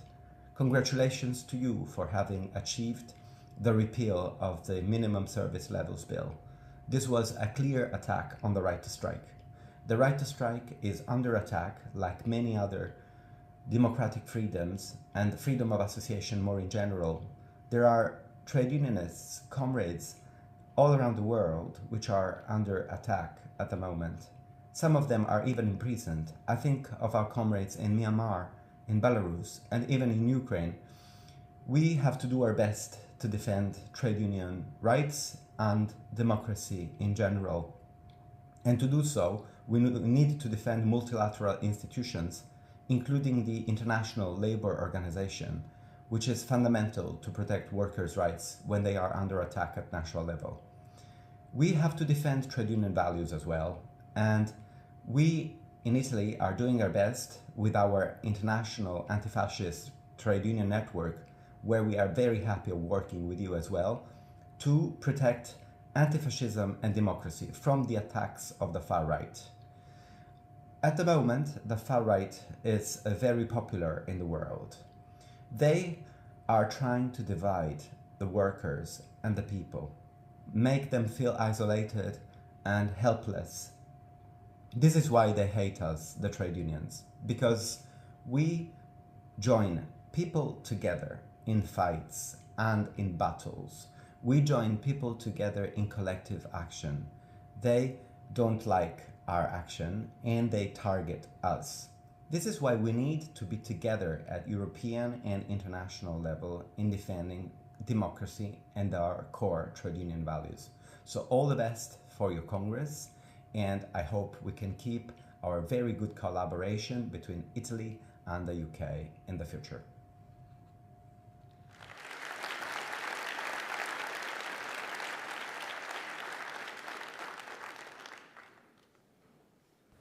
Thank you. I just think it shows how international solidarity is so important. Our problems here are the same problems around the world, and it's great that we can hear messages of solidarity from other countries.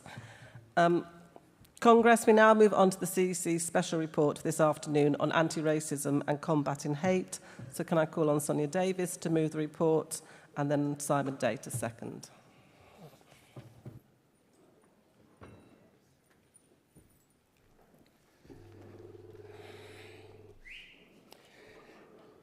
President, Congress, comrades and friends, Sonia Davis, Southern Region, moving the CEC Special Report, Anti-Racism and Combating Hate.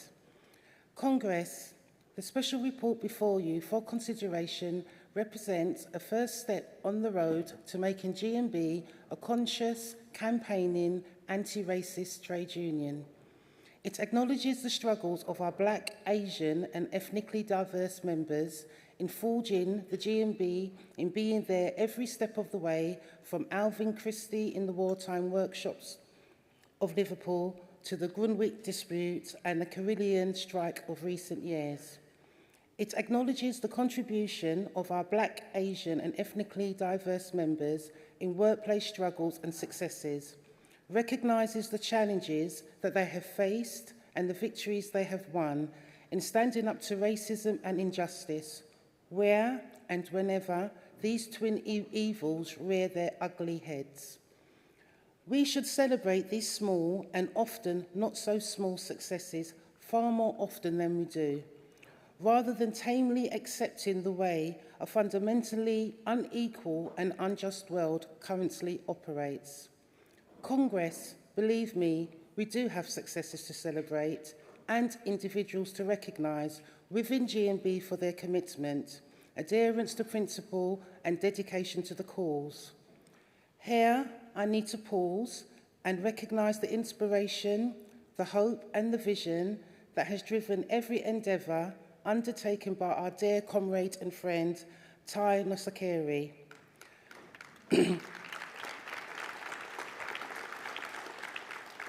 Tai can't be with us today, but rest assured, he is with us every step of the way. Congress, the document before you combines a vision of our way forward towards our goal of making GMB a truly anti-racist union, with practical measures to realise those ideals. This will not be easy, and there may be challenges along the way, but then nothing worth fighting for comes easily. However, through working together at all levels in all our workplaces, communities, GMB branches, regions, we can transform the words of this report into radical and positive actions that will reshape our great union, making it welcoming and inclusive for all, and a true heir to our founders who understood in every fibre and sinew of their beings that an injury to one is an injury to all, and who fought to challenge and change society and the balance of power within that society at every level. Congress, there's nothing that we cannot accomplish together when we are united in spirit, word and deed. This report recognises those principles and serves as a guide to firm action. Consequently, I wholeheartedly recommend its adoption by this Congress. I move. Thank you, Sonia. Simon to second, please.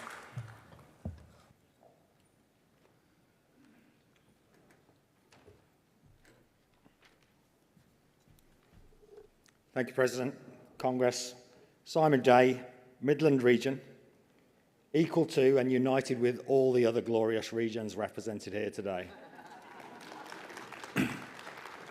Privileged to second this special report on anti-racism and combating hate.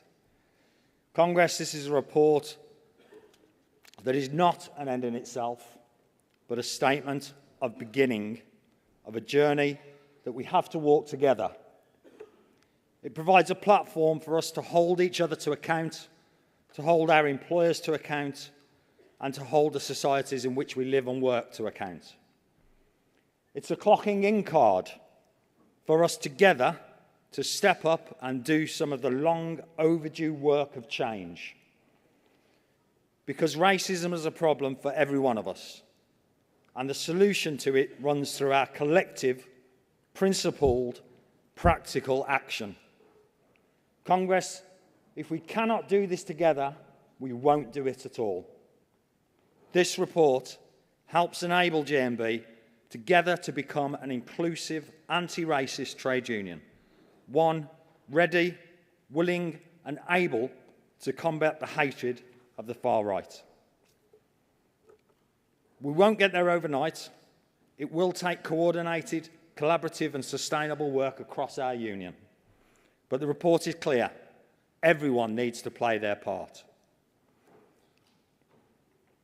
This report is not just for encounters of racism our members face every day. We need to also recognise, as the report does, indifference. For our sisters and our brothers who have lived a life not knowing what racism looks like, sounds like, or feels like to be directed at you. My branch, like many of our branches, is exceptionally low in diversity, predominantly white European and unrepresentative of the communities it serves.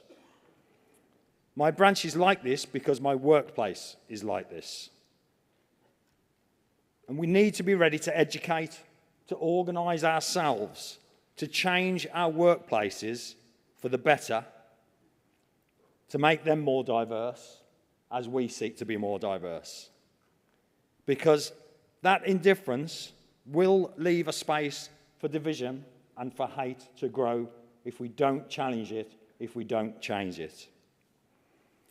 In my sector, the ambulance service, an NHS manager has appeared online in meetings against the backdrop of Nazi flags.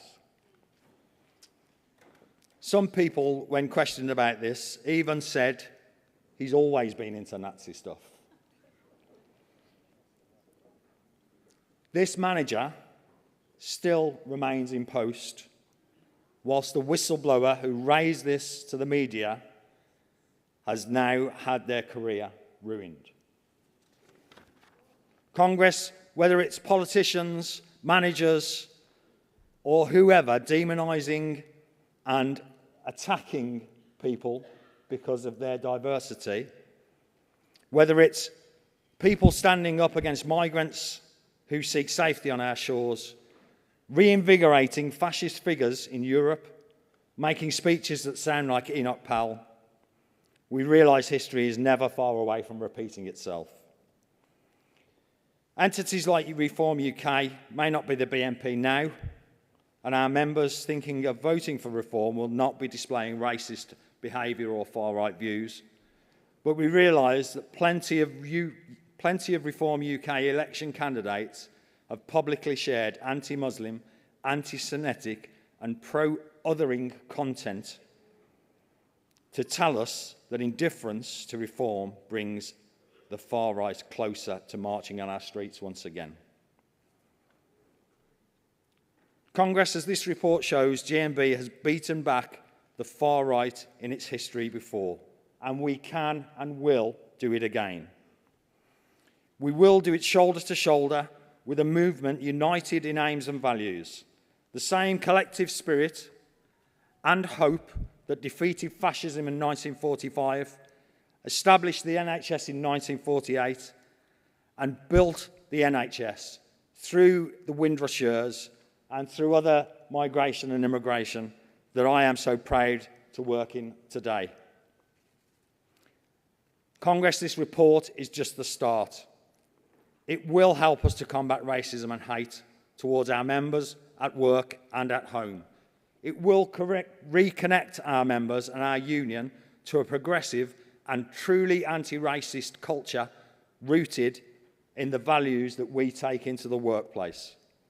It offers hope, and our hope will overcome hate and set us apart from our foes. Its watchwords are unity is our strength. Racism and fascism shall not pass. Congress, I urge you to adopt this special report. I second.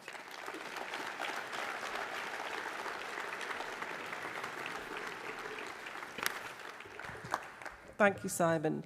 And I'll take delegates from London Region and first as a respond.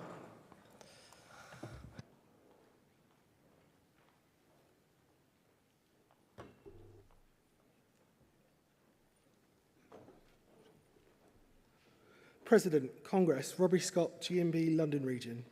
London Region supports the special report combating racism as a crucial step towards making GMB a truly anti-racist union in action, not just in words. Our workplaces are not isolated from society. The rise in the far-right violence and hate crimes in 2024 made clear how misinformation and division hurt ethnically diverse members. Racism and fascism threaten not only our communities, but our unity at work. This report rightly calls on us to put anti-racist and anti-fascist organising, campaigning and bargaining at the very top of our agenda. It demands mandatory ongoing anti-racism training for all workplaces and tailored support for our reps to manage difficult conversations about race and confront hate. Importantly, it commits to ensuring ethnically diverse voices are heard clearly in the government's Race and Equality Act legislation, a vital first step in challenging the laws to protect workers. Congress, we also recognise the importance of partnering with national anti-fascist groups, including Stand Up to Racism. However, our region and branches need to be aware of what organisations we support. We're asking that the CEC regularly reviews our affiliations and anti-racist organisations and informs regions of the current position. Our union cannot stand on the sidelines while others lead the fight against the far right. Engaging with these organisations helps us build solidarity, combat dangerous ideologies and attract vulnerable workers into the trade union movement. Let us honour our proud history of opposing racism and fascism, from the Beckton Gasworks to Cable Street, and to commit to the report's vision. Please support the report on combating racism. Thank you. Thank you, Robbie. Midlands.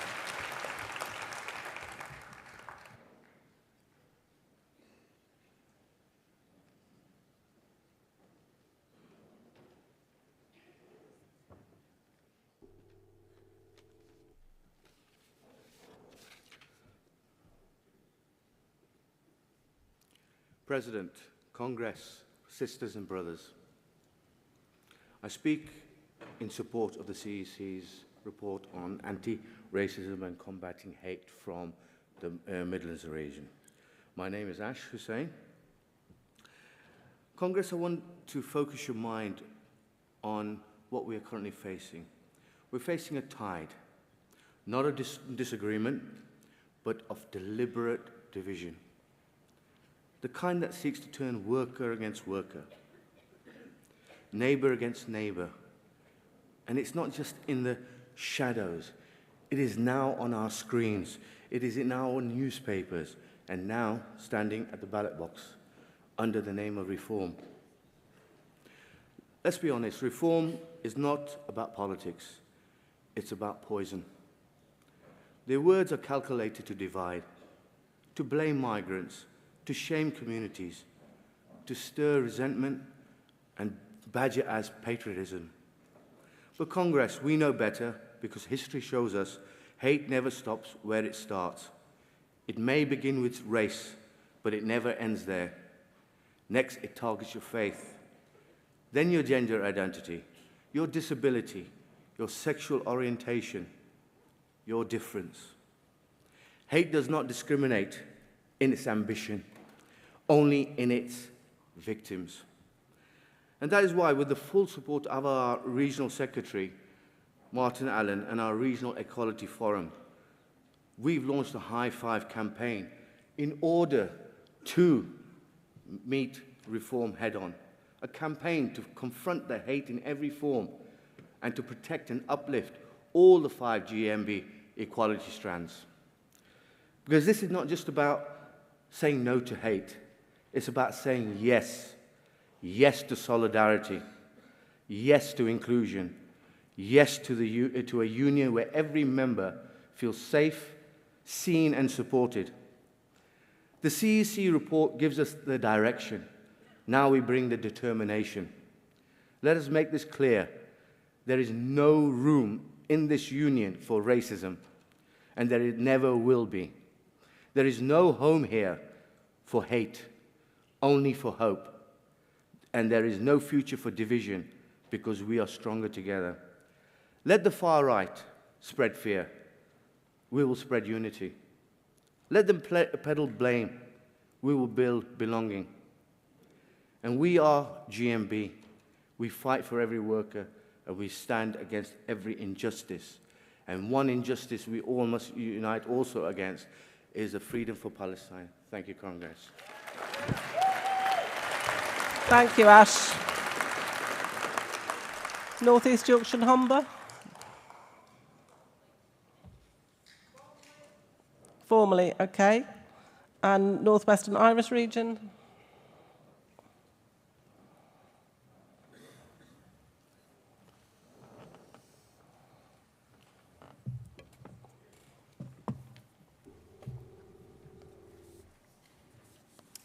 President, General Secretary, Congress. Kelvin Inabulele, proudly Northwest and Irish region. Congress, this report is not just words on paper. It is a call to action. It is rich, detailed, and courageous. Please read it, and it will guide you. Let me speak plainly as a black man. I have been physically assaulted on the street. I have been denied opportunities in the workplace. I have been sidelined even within our union because of the color of my skin. But I'm still here. And I am speaking today because of people who refuse to stay silent. I want to thank the incredible team behind this report. Man like John Carlo, our national race organizer, Tai Nusakare, Ann Barnes, and our own Ross. Yes, he's from my region before national office stole him. On behalf of the National Race Network and GMB, thank you for your tireless work. Congress, let's be clear. There is no place for hate in our workplace, community, and union. Not racism, not Islamophobia, not homophobia, not transphobia, not disability hate. We are one people, one union. We fight for everybody. And the most powerful weapon we have is our voices. We must speak out, speak against, and speak up, anytime, anywhere. On Sunday, I received the Wilton Award. But that moment wasn't just about me. It was also about a woman I don't know, a white British woman who saw my pain and choose to act. She spoke up when I could not. Her name is Joanne Ware. She helped me heal my pains. She reminded me that solidarity knows no color. Joanne, thank you. You are what this union is about.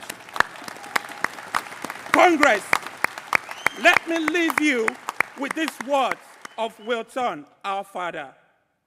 Over a century ago, he said, "There is a world of freedom, beauty, and equality to gain, where everyone will have an opportunity to express the best that is in them for the benefit of all." That world is still possible, but we only have to build it together. Congress, support this report. Let us make our union a beacon of justice equality and hope. Thank you.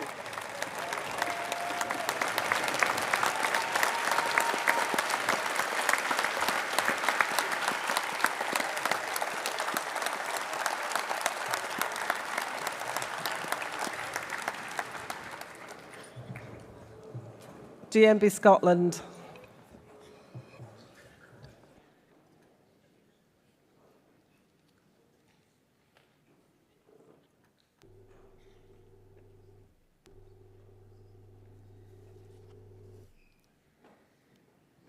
President, Congress, Anne-Marie Smith, first-time delegate, first-time speaker, GMB Scotland. I am speaking in support of this special report. Congress, at a time when the far right is on the rise in the UK, Europe and the rest of the world, this special report is needed more than ever. Whilst not everyone voted for Trump shares his views, his re-election has emboldened the far right across America. With the rise of reform in UK politics, we are seeing those views become more and more apparent under an increasingly professional outfit. The cost of this will be the basic rights and dignity that our members, union and movement have fought so long and so hard to enshrine in law. But it's not just enough for us to look abroad or in Parliament. We have to look within our own union and our workplaces to instil a firm anti-racist and anti-fascist stance. Branch race officers are the tip of the spear in promoting diversity and equality. In fact, all reps share this responsibility in our own workshops and workplaces. But for some, it can still be daunting to call out language or behaviour. GMB has to instil that confidence. Training and supporting reps will mean they can challenge racism wherever it appears. But nor is it enough for us just to call out racism, as we should. We have to put in place the mechanisms that combat it and promote equity. When reform are playing on people's anger and frustrations by pointing the finger, we have a responsibility to combat it and build the links between the ethnically diverse and non-diverse memberships of our union. We have a unique part to play in that we are a member-led organisation made up for a working people across the country. We not only do we have access, we have trust that we can build upon to strengthen the bonds between communities. Congress support this report. Thank you. And Southern.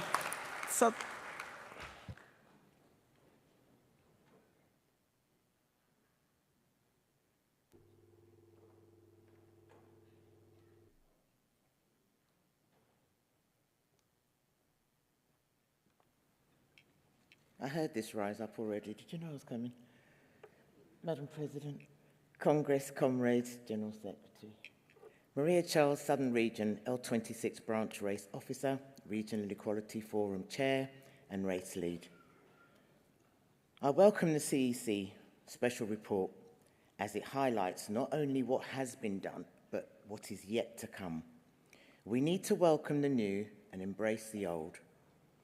22 years after the Elizabeth Henry report was publicised, we are about to welcome the proposed changes to equality law in 2025, following the new employment bill. We are still committed to ethnicity pay gap reporting and will hold employers to account on their pay gaps. We know there is still a lot of work to do, and we have to remain resilient to all employers who flout their duties of care under the Health and Safety Act 1974. There are far too many employees facing racism in the workplace.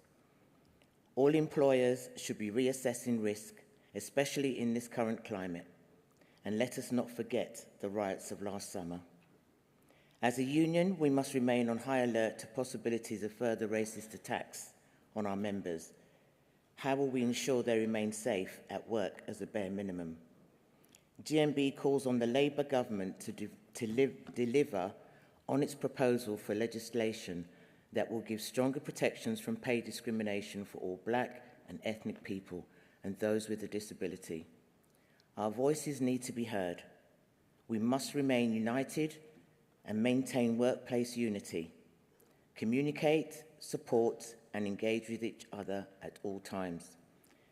We need to create safe spaces in branches for reps. We need to keep educating and sharing knowledge with each other. The branch race officer must be supported with networks created to provide guidance, knowledge and sharing of skills. The GMB should tailor training and education for reps relating to equality, anti-racism and hate relevant to workplaces. Most importantly, we need to hold those difficult conversations. We must debate the far-right narratives, the media, and tackle all inequalities. We will embrace the progress we make as a union, together and united. I support this CEC report. Thank you, Maria. Wales and South West.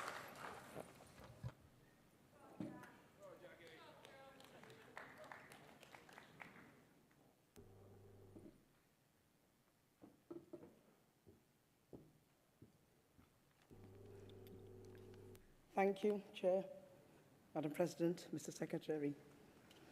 Thank you from the heart of the Wales and West region for the CEC report. It is a document well overdue, well needed, and at a time when we really need to pay attention. I started my journey in conference by talking about the All Wales Action Plan and the commitment by Welsh Government to make Wales an anti-racist state by 2030. We must go further as a union.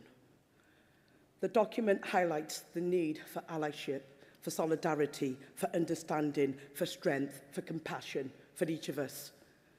I have heard some very powerful speeches today from Kelvin, which helped me be last because I had to just compose myself, and from some others who mentioned some quite poignant and personal journeys that they've made to get us to this point in time.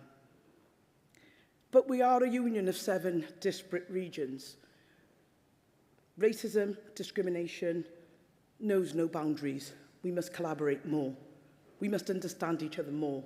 We must be there for each other, not just in solidarity, in unionship, but in regions and sections alike. We have the right to make this challenge. We have the right to come together, to empower each and every one of us to take this challenge further. I wanted to thank the opportunity for GRASP and my graspers for making me feel as though I can do it.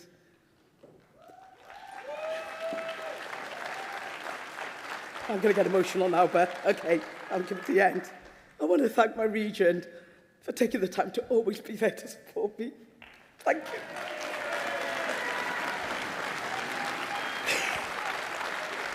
But I want to thank my regional secretary for taking me from grasp and making me believe. Well, I could believe. Congress, thank you.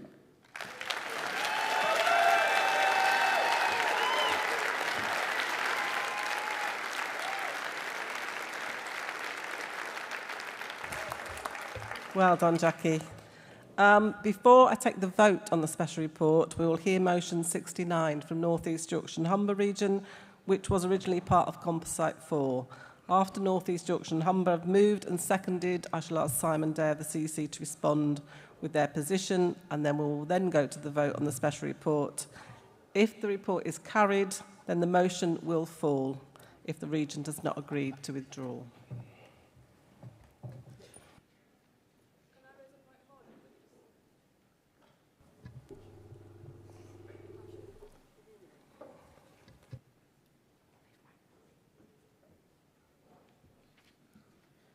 Point of order, colleagues. Congress President, this is a really positive report, but so is our motion.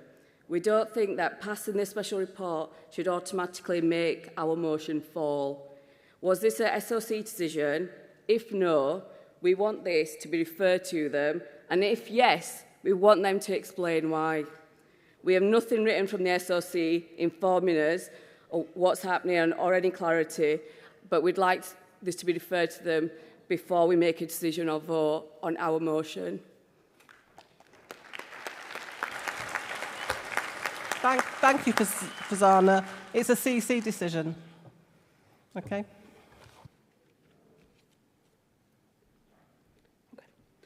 Good afternoon, President. Good afternoon, Congress. My name is Hafsha Ahmed from Bradford District Care Trust, North East Yorkshire and Humber Region. First-time delegate, first-time speaker.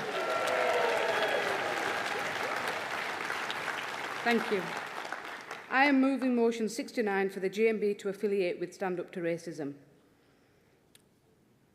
Congress, firstly, I'll address the elephant in the room.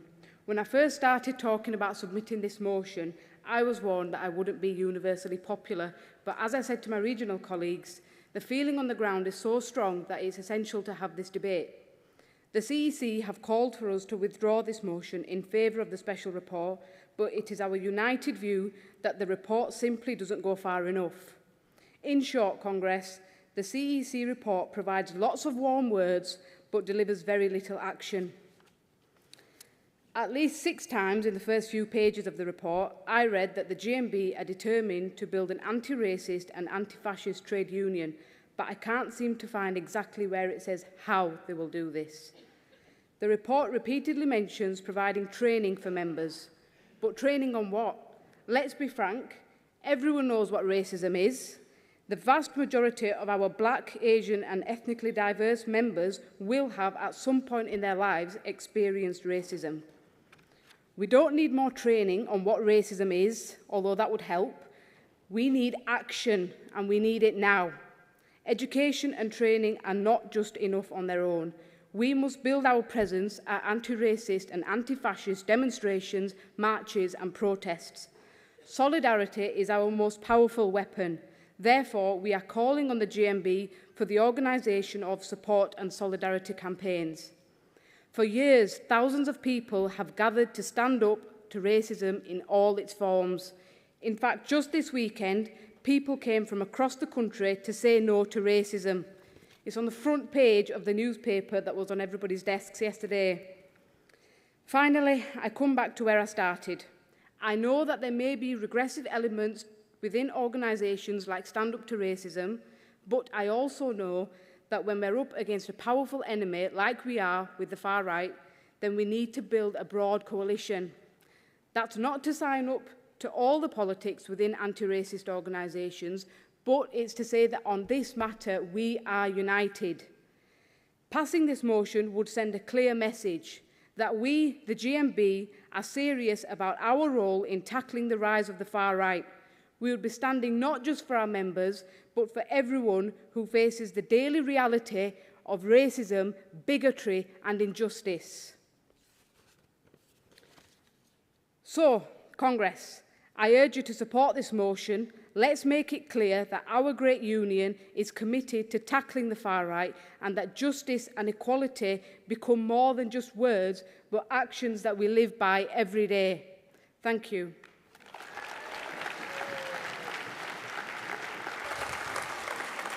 Thank you. Could I have a seconder, please?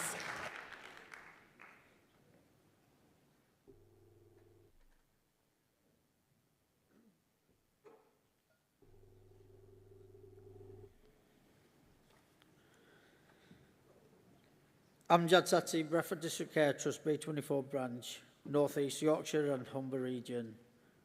Motion 69, seconding them.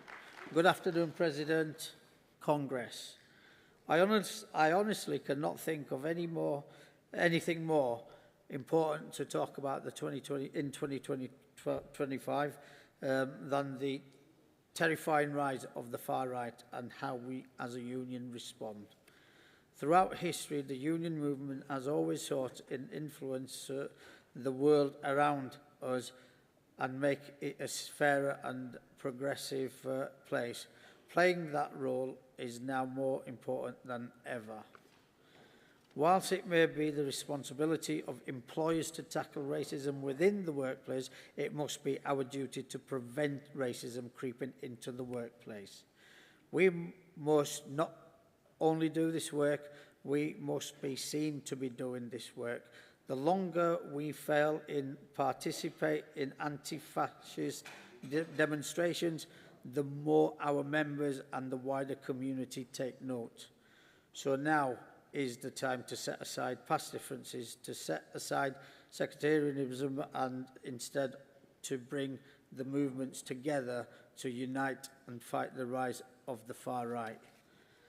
Congress, last year we saw the horrific scenes on the news and some of us in person. The fascists mobilised in the streets and towns targeting hotels where vulnerable refugees were given a roof over their heads. There were crates set on fires, bins set on fires outside the entrances and the exit doors, police being attacked and a lot of looting, shops being smashed, cars being smashed. When the community got together and outnumbered the fascists, they were not seen. Families were worried if their loved ones would get home safely after work. Congress, we are requesting our union to actively get involved in demonstrations with our GMB flags and banners held high and send a clear message saying there is no place for racism in our communities and workplaces. The fascists cannot divide us. Congress, please support this motion. Thank you.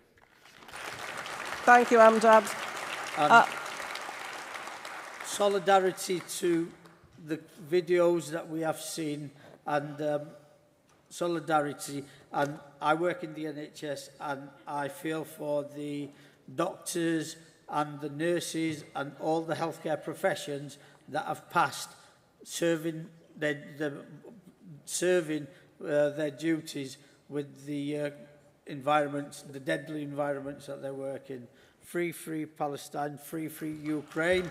Thank you. Thank you, Amjad. It is a standalone motion, so do we have anybody in opposition to this motion? Can we show respect, please? Andy Newman, Southern Region. I'm speaking against motion 69, for the simple, which is calling for the affiliation to Stand Up to Racism on the simple basis that Stand Up to Racism is in front of the Social Workers Party, an organisation which has a record of anti-Semitism and also, let us remember, only a few years ago, disgustingly covered up the alleged rape of a young woman by their General Secretary, Martin Smith, who was also known as Comrade Delta back in the day. What is being proposed here is that by affiliating to Stand Up to Racism, that organisation will be able to use the GMB logo to organise events, then people will come along to it, and on maybe at a national level, they find naive people in the great and the good who will sit on the Stand Up to Racism platform, but at the local level in your town, it will be the Socialist Workers' Party, and people will turn up to that event, lulled into a full sense of security by the GMB logo on it, and they will find that they're being sold socialist worker, pulled into the Socialist Workers' Party orbit, and taken in entirely the wrong direction, not the direction of the broadest unity against racism, but of a cult which is just out to build their own splinter group away from the movement. We have a fantastic tradition in this union of fighting against the far right, of fighting against racism, and we have always stayed clear of fronts for the Socialist Workers' Party. Let us continue with that, reject motion 69, support the fantastic report from the CEC. Thank you. Thank you, Andy. Right of reply? Simon, it's the right of reply first. You're too keen.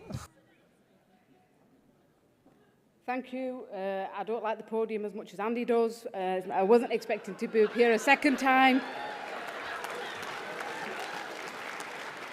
So I'll just keep it brief.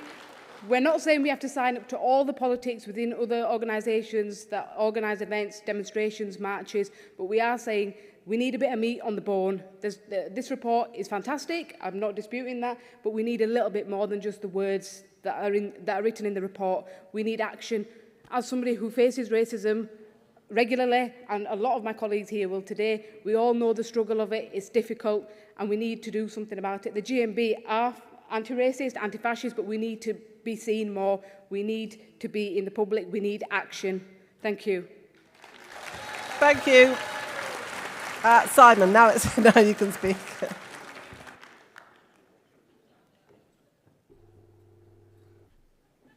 Thank you, President. I'm glad you sat me down when you did. The CEC appreciates the position of the region and wants to affirm that the report supports regions. As at 5.10 it states, GMB regions will therefore be best able to lead on how we respond, including which external groups GMB regions wish to affiliate or partner with in this work. Regions have historically worked closely with Hope Not Hate, e.g. campaigned against the BNP in Barking. Some GMB regions and the TUC more widely have and continue to mobilise a strong presence for demonstrations, campaigns and initiatives against the far-right call by Stand Up to Racism and other organisations. Congress, it is you as Congress and regions who put the meat on the bones. That is our job. That is what this report gives you the responsibility to do. It isn't a one-size-fits-all, and it doesn't intend to be one-size-fits-all. Regions can, within the conversation with the CEC Finances and General Purposes Committee, express support in a way that they and their members wish to. Thank you. Thank you, Simon. Does North East Yorkshire and Humber agree to withdraw the motion? Okay, but I will now take the vote on the CEC Special Report, Anti-Racism Combating Hate. All those in favour, please show. All those against. That report is carried, so motion 69 will fall. That takes us on to debating motions under social policy, equality and inclusion. So could I have the movers and seconders for motion 78, 79, 80 and 81 to the front, please. And then mover of 78 to the rostrum.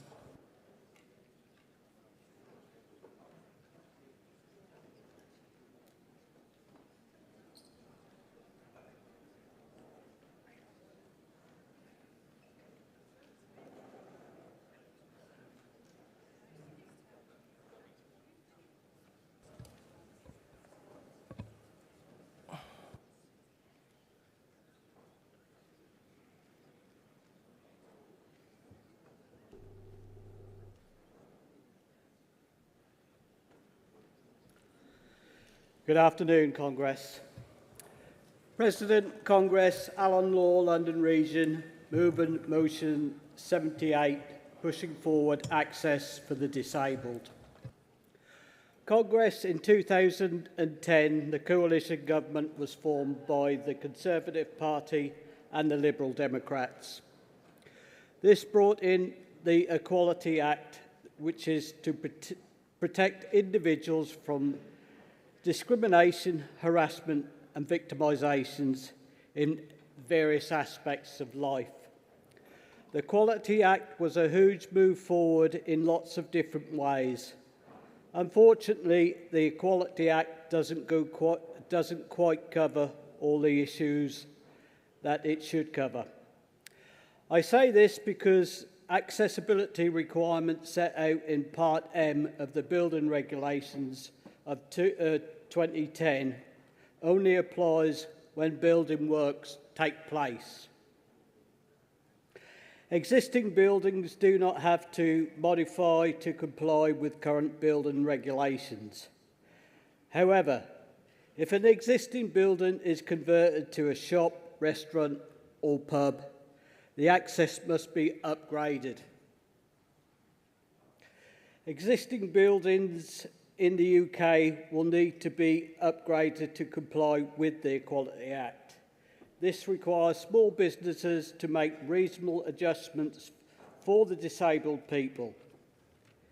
This means they should anticipate the need of disabled people and take reasonable steps to ensure their needs are met. Access should be enjoyed equally by disabled and non-disabled people. There should be no discrimination. The Equality Act does not state which specific measures apply to small businesses. Congress, we need to use all our means that we have available to us. We have to put pressure on the government to make some kind of funding or grants accessible if small business has any structural changes. This will give the disabled people much more opportunity to enter shops, small businesses. It opens up a new world for them. I've been in touch with my local borough council, Norfolk County Council, and there is no local funding to help accessibility for the disabled. The GMB are big enough and clever enough to help get the Equality Act up to date and allow everybody the same privileges. I move. Thank you, Alan. Seconder.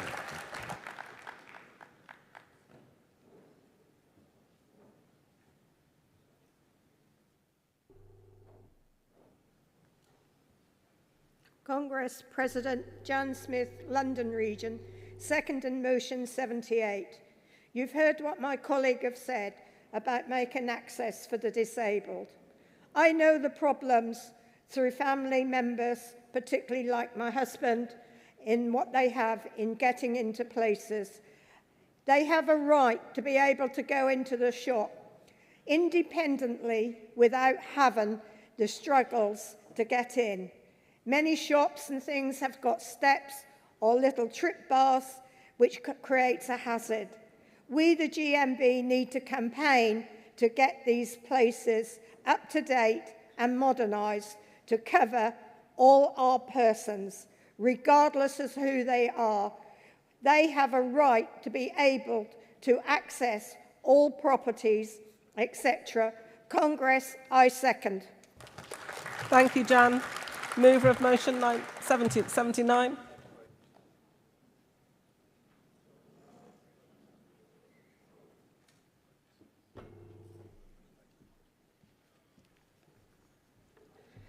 President, Congress, Jackie Kitchen, North East Yorkshire Humber Region, moving motion 79, the campaign for health passports to be introduced across UK workplaces.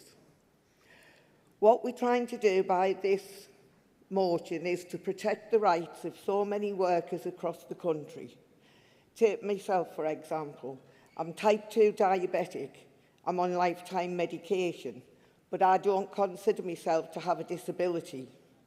Day to day, I don't need my company to put in reasonable adjustments for me, but on odd occasion I do, for example, if I have a diabetic hypo. In those circumstances, I expect my employer to make a temporary reasonable adjustment so that I'm not discriminated against by my employer. But I also need them to know the medication that I need and the help that I need in those circumstances. To us, that's what a health passport allows. People like me, like many of you, hundreds and thousands of other workers across the country, who have a medical condition rather than a disability, but who still needs reasonable adjustments and to be protected at work. We understand that the CEC have asked for a referral on this motion, which we agree to. I move. Thank you. Seconder. Formally, thank you. Mover of motion 80, please.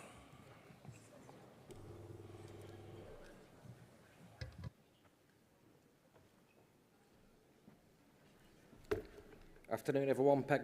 President Congress, Ian Burton from Midlands Region.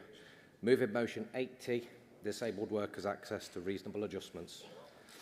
We're asking the GMB to pursue implementation of more specific guidance relating to reasonable adjustments for our disabled workers. But why do we need this? We've got the Equalities Act right. We've got plenty of other literature that tells us what can happen. But the guidance just isn't good enough. Being disabled does not need to be a barrier to being a good employee. I'm a proud GMB member and rep. I'm proud to be a paramedic in the NHS, but I'm embarrassed and I'm frustrated by some of the decisions that my employer makes when they're making decisions about reasonable adjustments for disabled workers. I'm led to believe that these challenges are seen in other areas of employment, not just the NHS. I represented quite a good friend of mine, a colleague of mine, who just so happens to be disabled. She wouldn't consider herself to be disabled. She likes to be as active as possible, and every now and again she needs a bit of help. But a senior manager in my organisation said, and I quote, "Just because she's disabled and covered under the Equalities Act, it doesn't mean we have to treat her more favourably." Well, I read the Code of Conduct for Congress and I heeded Barbara's warning the other day, so I can't tell you what I thought. But it's not difficult. It's well documented. I believe that the Equalities Act explicitly provides legal protection for employers to treat disabled workers more favourably. This is difficult. I can almost forgive the manager for making that sort of statement. He's probably been promoted without any training. But I struggle to accept the HR advisor that was present and remained silent.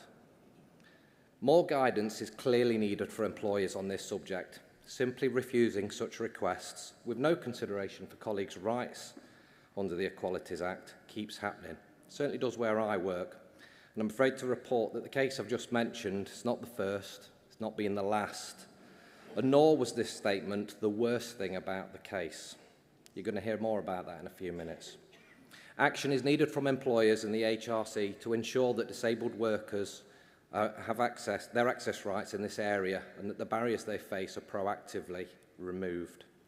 With the improved guidance putting into place, the recommendation from the TUC report that was published in 2021 on this subject, it will be more difficult for employers to ignore the rules, whether that's with discriminatory malice or just through incompetence. So thank you, and please support this motion. Thank you, Ian, and thank you for respecting the Code of Conduct. Thank you. Can we just have some time to get followed? Seconder, please, for motion 80.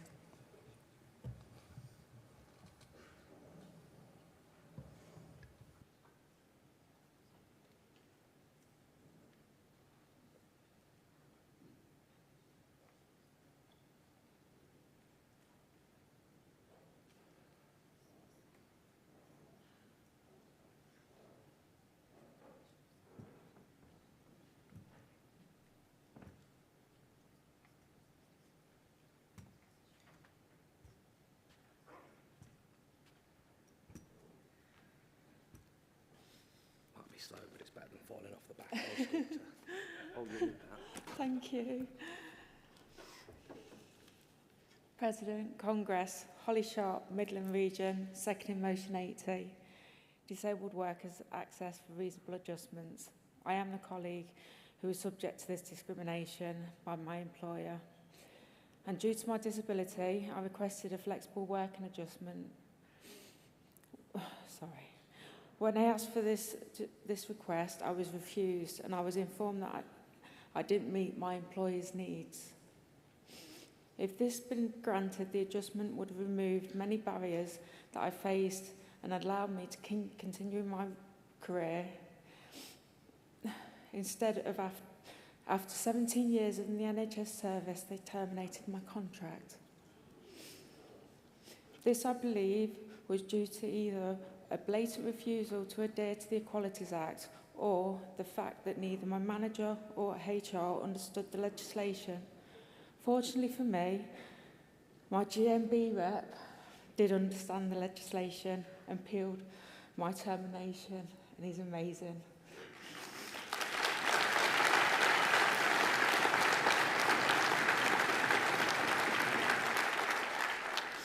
I won my case, which led to a flexible working plan that was created.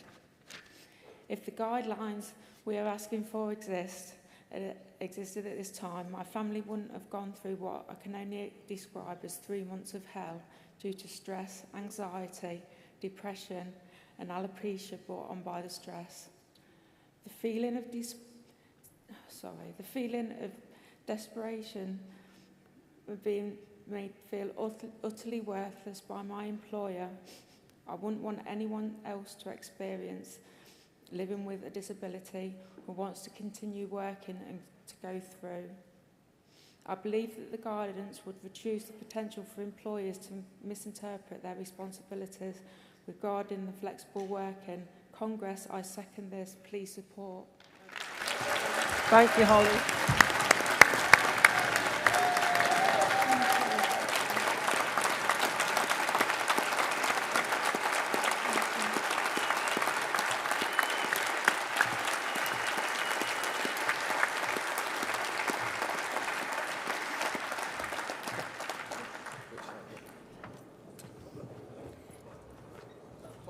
Thank you.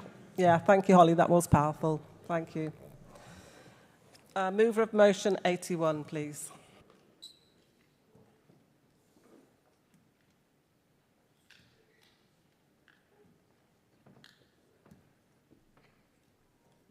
I must say I don't quite know how you follow that one, but I'll try my best. President, Congress, I'm Rob Kenwood from Wales and South West Region, moving motion 81. Colleagues, this Congress must confront a deeply troubling practice that undermines the rights and dignities of disabled workers and members across our workplace. We have learned that some unscrupulous employers are exploiting the use of without prejudice settlement agreements to bypass disability protections and force vulnerable employees out. This often begins with an unexpected informal meeting involving a manager and senior HR, where the employee is told they face a sickness absence or a performance process. Yet instead of fair treatment, they are pressured with a so-called generous settlement offer, framed as a kindness to save them the embarrassment of dismissal and recognise their service. The catch? A very short deadline to accept the threats that refusal will lead to dismissal under a disciplinary process, supposedly with a strong case against them. This tactic is not just unfair, it's an abuse of employment, disability and equality rights. The without prejudice label is meant to protect genuine settlement discussions where there is already an existing dispute. But when used this way without real dispute, under pressure and with discriminatory intent, it becomes a tool of intimidation and injustice. Disabled workers already facing barriers are coerced into giving up their rights for a pittance without adequate time or support to consider the offer properly. We need to support our disabled members and colleagues to ensure that they are protected against exploitation and outright bullying. We call on this Congress and the GMB to take a stand. We must lobby the government for tighter legislation and regulate and restrict the use of settlement agreements. We need laws that protect disabled workers from being cornered into unfair exits that require transparency, fairness, and proper safeguards. This is about justice, dignity, and ensuring that disabled rights are not hollow promises, but real protections in the workplace. Please support this motion to protect our disabled members and all workers from the exploitative practice. Together we can demand stronger laws and a fairer workplace for all. I move. Thank you, Robert. Seconder. And can movers and seconders of motion 240, 242 and 255 come down as well, because they're our last set of motions. President, Congress, Emma Causer, Wales and South West Region, seconding motion 81. Colleagues, this is an important motion. I wholeheartedly second this vital motion. The exploitation of without prejudice settlement agreements to push disabled workers out is a serious and growing concern that strikes at the heart of workplace fairness and equality. Disabled employees often face unique challenges, and the law recognises this by providing protections under the Equality Act and other legislation. Yet some employers are circumventing these protections by using settlement agreements as a weapon rather than a tool for genuine dispute resolution. The short timescales, the pressure tactics, and the threat of dismissal if the offer is not accepted create an environment of fear and coercion. The current legal framework, while providing some safeguards, is insufficient to prevent this abuse. The without prejudice principle should not shield employers who use these agreements to discriminate or to force out disabled workers without proper process or respect for their rights. We need clearer, stronger legislation that closes these loopholes and ensures the settlement agreements cannot be used as a cheap way to undermine disability and equality rights. By supporting this motion, Congress will send a clear message. We stand with disabled workers, we oppose exploitation, and we demand government action to protect the most vulnerable in our workplace. Please support this motion. Thank you, Emma. Is anybody speaking in opposition to any of these motions?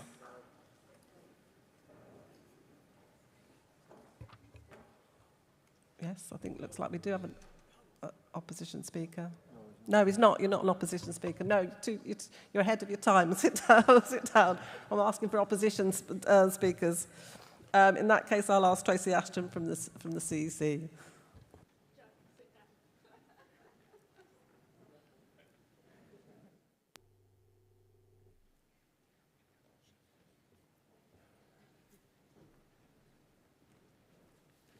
President, Congress.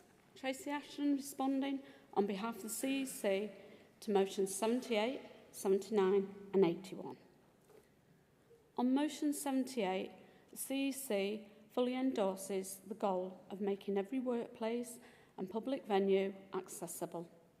Our qualification is a practical suggestion to strengthen the campaign. Many local authorities and devolved governments in Scotland, Wales and Northern Ireland already run grant schemes that help small businesses install ramps, automatic doors, accessible toilets and similar adjustments. We urge branches and regions to map these funding streams and press councils to promote or expand them. By pairing the motions, calls for wider access with concrete local grants, we can turn principle into bricks, mortar and working lifts.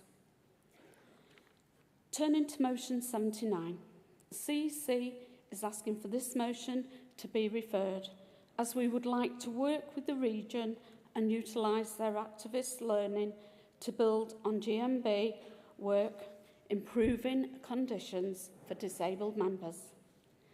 This includes those with long-term health conditions who are not aware that they will be considered disabled by law and entitled to the Equality Act protections. The CEC notes that it is important that we use the word disabled and build awareness about what being disabled means and about the legal right to reasonable adjustments. We also think it is important to keep references to disabled and reasonable adjustments, and we would like some more information and statistics before committing to lobby to make health passports compulsory. However, we would like for the branch and the North East Yorkshire and Humber Regional Equality Forum to work with national disabled activists to find a way forward which takes on board the learning from the branch's work where health passports have been successful. Finally, on motion 81, we share the motion's concerns and support it in principle, but we wish to add a qualification about method. Employees must retain their legal right to conclude a settlement agreement when it genuinely suits them. We do not wish to erect legal hurdles that could trap members in drawn-out disputes. Instead, we would recommend practical safeguards. Union reps should insist on a meaningful reflection period, say 28 days, for any settlement offer, and remind employers that the duty to accommodate disability extends to the negotiation process itself. Where a member believes a settlement offer is being used as a blunt instrument of discrimination, they should be advised to seek legal counsel immediately. With those practical refinements, in summary, the CEC asks Congress to support motions 78 and 81 with the qualifications outlined for the North East Yorkshire and Humber region to agree to refer motion 79. Thank you. Thanks, Tracy. Does London Region accept the qualification? Thank you. I heard it in the speech, but just to confirm, does North East Yorkshire and Humber refer? Thank you. And does Wales and South West accept the qualification? Oh, okay, I'll put those to the vote. All those in favour of motion 78, please show. Thank you. Anyone against? That's carried. All those in favour of motion 80, please show. Thank you. Anyone against? That's carried. And all those in favour of motion 81, please show. Thank you. Anyone against? That's also carried. Thank you. We now move on to our last group of motions for today. So can I have a mover of motion 240? You can come up now.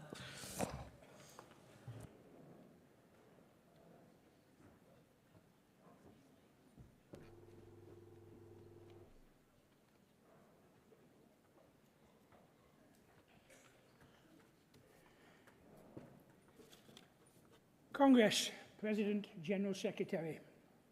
Joe Smith, from the fabulous city of the Liver Birds to the magical island of Ireland,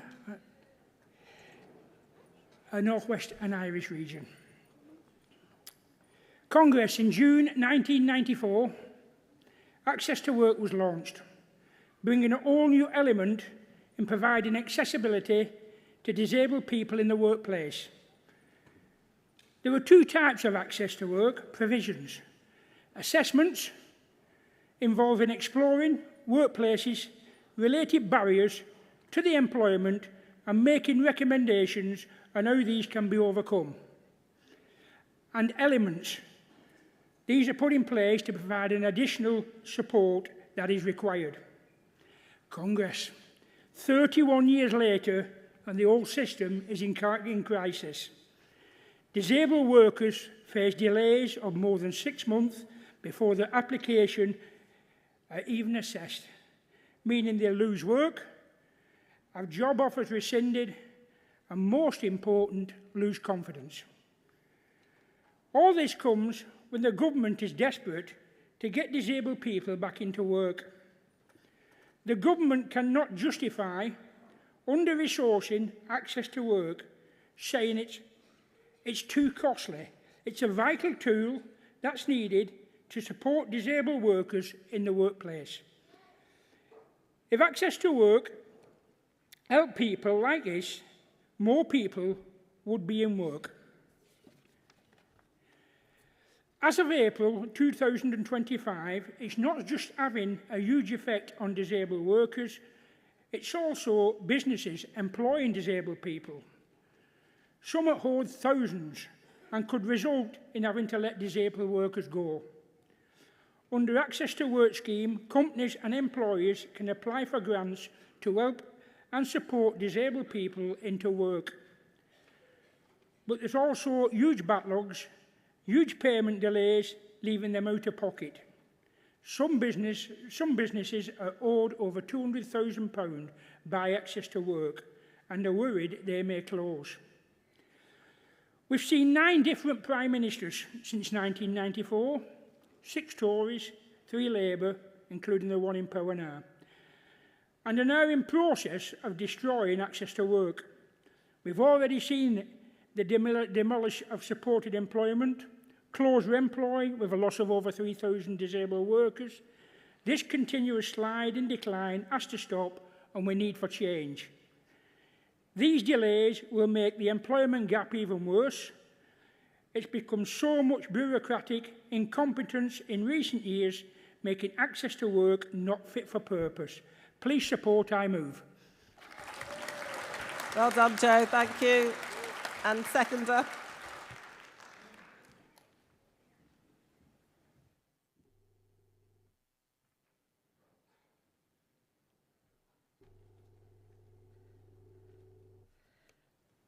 President, General Secretary, Congress, Joe Pitchford, North Western Irish Region, seconding motion 240. The failings in the Access to Work scheme currently in place are quietly crushing opportunities and deepening inequality. This scheme is failing the very individuals it was meant to support. The backlog has soared from thousands to tens of thousands, trapping these workers in an agonising wait for the help that they need to do their jobs. The system is buckling. It's forcing people into financial instability, anxiety, and ultimately unemployment. The disability employment gap is growing, not shrinking, and yet little is being done to fix it. This harms diversity, talent retention, and ultimately our economy. I spoke to a GMB member in education last week who told me, yes, the delays with claims are an issue. I tend to do a week or so at a time because you have to wait so long. It's also awkward doing a larger claim because you can only upload one receipt at a time. I currently have 4 separate claims waiting for payment. The earliest was confirmed by work on the 9th of May. And a figure for this is just showing today with no date, which means hopefully it's due in the next 5 days. And this payment is for about £96. Enough is enough. The government must address the inefficiencies plaguing the scheme, streamline applications and ensure that people with disabilities aren't left waiting. Because when we invest in accessibility, we invest in talent, innovation and fairness. This is not charity, it's economic sense, it's justice. Let us demand better. Let's fight for change because an inclusive workforce is not just an ideal, it is a right. Well done, Jo, thank you. Mover of motion 242.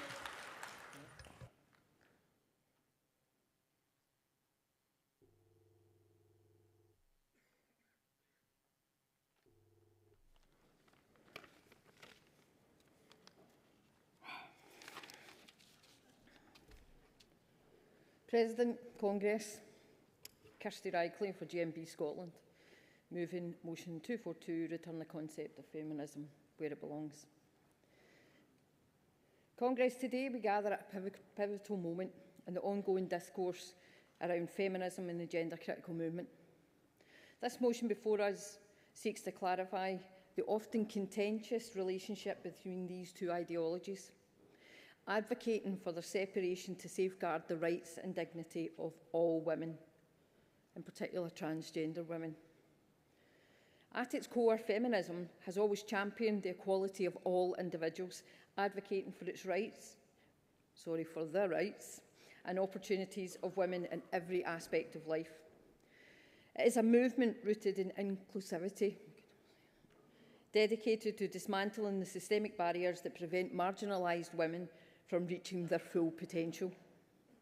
However, the emergence of the gender critical movement poses a challenge to this inclusivity, often sidelining transgender women, non-binary and intersex individuals who can and often face the same misogyny, discrimination and violence.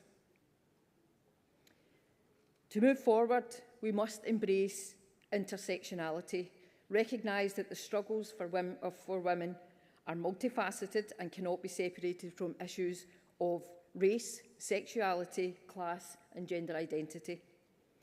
Our union, GMB, must take a staunch stand for a feminism that uplifts every woman, including transgender women, those whose rights and dignity are intrinsically linked to our broader goals. Education is vital in dismantling prejudice and fostering understanding. By equipping ourselves with the knowledge to engage compassionately on these issues, we strengthen our commitment to equality in all its forms. It is important to actively remind our members of this commitment, reinforcing the principle that feminism should not exclude anyone, especially those who do not conform to traditional gender norms. So, in conclusion, let us stand together in solidarity. We must promote a feminism that is bold, inclusive and intersectional. Together we can build a movement that prioritises the rights and safety for all, respecting the diversity of identities and experiences that enrich our life. I urge you all to support this motion to be part of a transformational shift towards a more equitable society, one in which everyone is valued and heard. Congress, I move. Thank you, Kirsty. Seconder.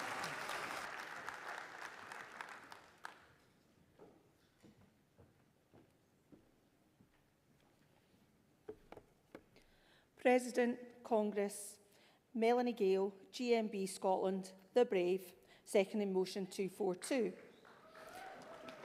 The reason that I've said I would second this motion is because I feel in society we are now going back the way instead of moving forward. Feminism is all about all genders having equal rights and equal opportunities. Nobody should be excluded from this. It's about respecting the diverse women's experiences, their knowledges, their identities, strength, and to empower all women. And that is all women, realising their full rights. This, as feminism, is not just exclusively just for women only. Men are included too. And we should be able to achieve all parts of our equality to ensure everybody has the same respect that should be shown right across. It should be including challenging gender stereotypes, addressing discrimination, and advocating for social and political change. We need to educate.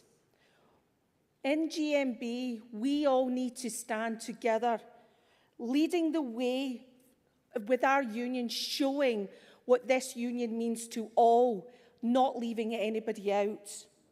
Nobody should be excluded. Nobody. Please support this motion. I second. Thank you. Well done, Melanie. Thank you. And mover of motion 255.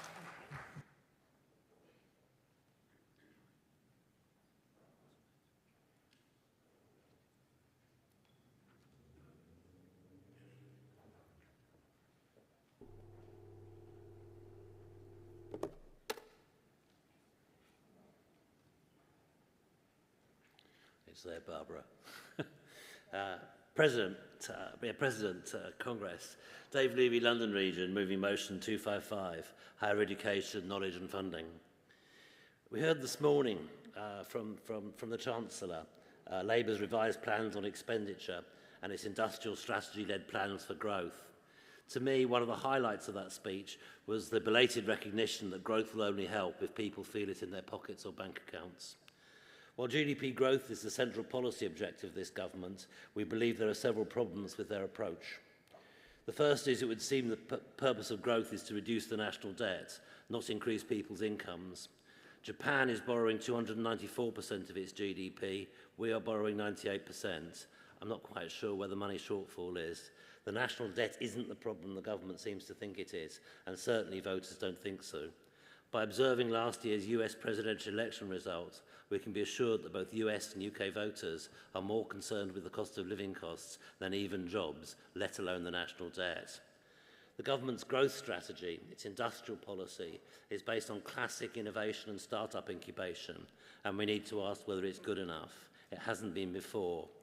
Even the government's industrial policy document identifies innovation adoption as an inhibitor to growth. And as to private partnerships, the so-called investment crowding in.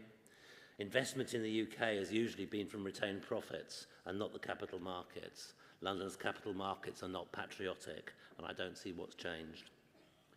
One of the missing dimensions in the growth strategy, though, is education. Human capital is a key driver for growth. They should not be hobbling regulators, weakening consumer protection, and the enforcement of employee and privacy rights. There is a need for a vibrant and contributing university sector. Today, the UK has that, but that is facing a financial crisis, and Brexit and the hostile environment have reduced the attractiveness of the UK as a place for foreigners to want to work and live. The central truth is the government is looking to invest in and grow the economy, that it must invest in the university sector, which this motion asks appeals to occur. I'd ask you to listen to the CEC reply. They focus on the introduction of tuition fees and loans by New Labour and their then student Praetorian, many of whom today are in the Cabinet. And while relevant, it's not central to the arguments. I'm particularly unimpressed with the phrase, "It is difficult to see the current Labour government being persuaded to reverse long-standing policy." Can you imagine Congress's, our response, or that of our founders, should that have been said about a Tory government or a Victorian management? It's even more offensive when applied to our party, who should be accountable to our needs and demands. They also suggest that GMB policy of free higher education for all is difficult, if not impossible. I don't agree, but maybe our branch should be more careful with the words we used. And before people say it's not a trade union issue, firstly, macroeconomics is, and my branch organises both blue-collar and black-gown staff in the universities, and we heard earlier in the week about the rapid casualisation of academic staff. I wish we could do more. The question I ask is, what are the CEC waiting for?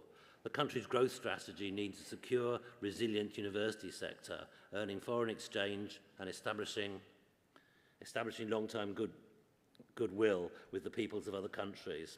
The CEC have asked us to refer. We asked them to change it to support with qualification, which they didn't. So we agree to refer, but we've learned to read the spreadsheets and we'll be tracking action against this motion. Some may say this is overly critical of the Labour government, but advising friends of their mistakes is not an act of aggression. I fear that unless the government changes course in a number of areas, and this being one of them, Keir Starmer's name will go down in history in the consecutive, I've got 4 words left, in the consecutive footnote to Papandreou's PASOK. Let's adopt this policy, or let's refer this policy, a campaign for policy change, and build the alliances necessary to make this effective. Thank you. I move. Dave, that was more than 4 words. But that's fine. That's fine. Seconder, please, for 255.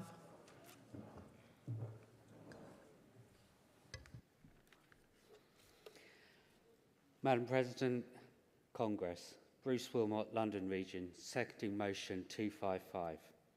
Higher education in the UK faces a crisis. The introduction of tuition fees has effectively privatised our universities, transforming education from a right into a commodity. GMB policy is clear. We oppose tuition fees. Education should be accessible to all based on ability, not wealth.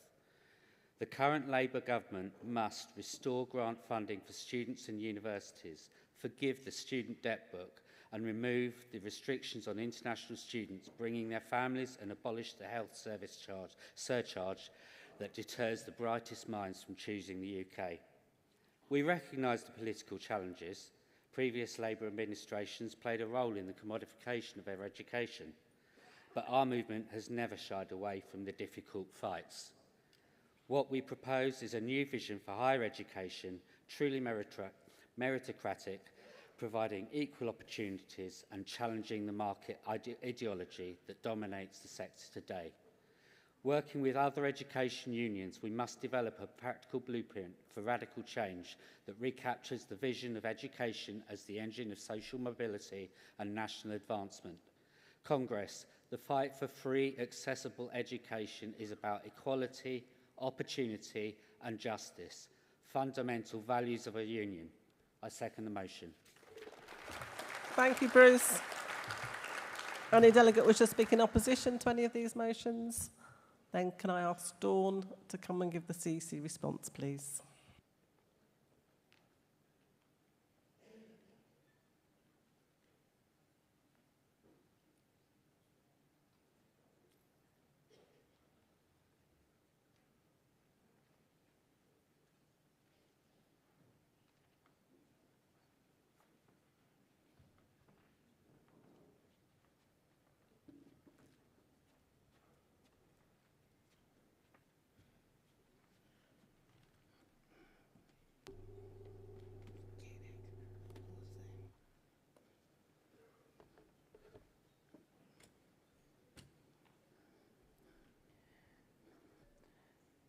President, Congress.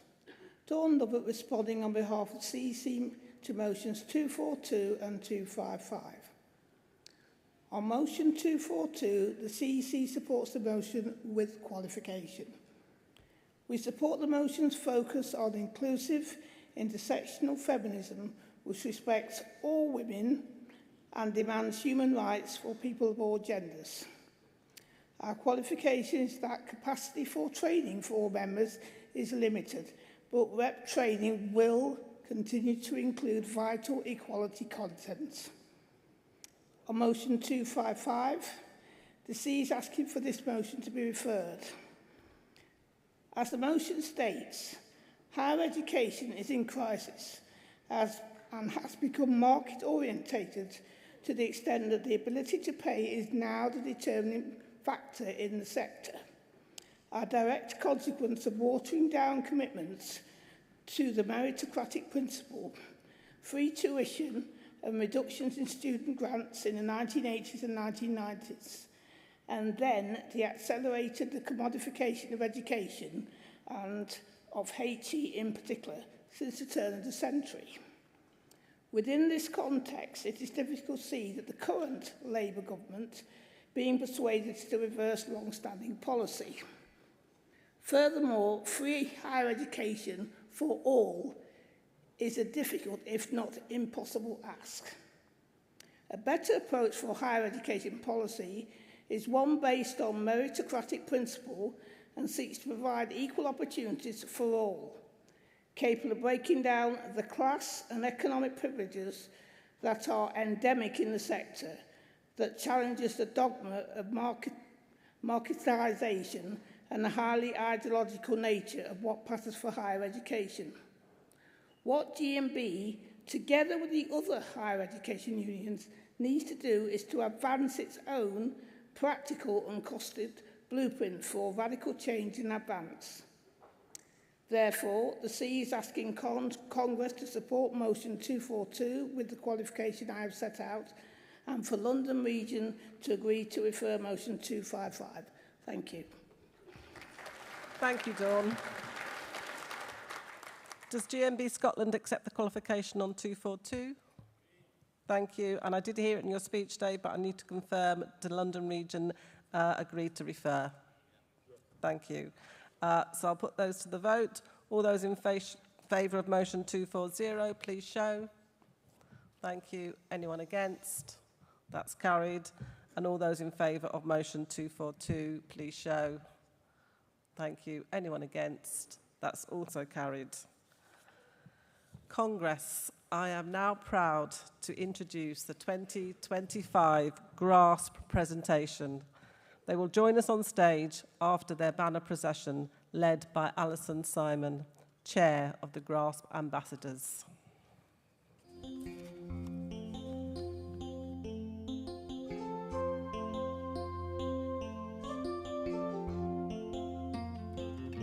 If the rebel in me can touch the rebel in you, and the rebel in you can touch a rebel in me, and the rebels we be is gonna set us free. Then it will bring out the rebel, bring out the rebel, bring out the rebel in me.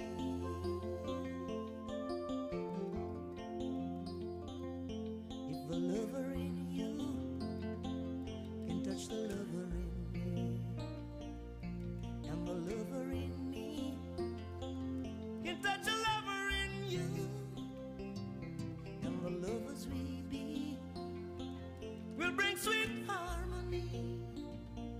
Then it will bring out the love, bring out the love, bring out all the love in me.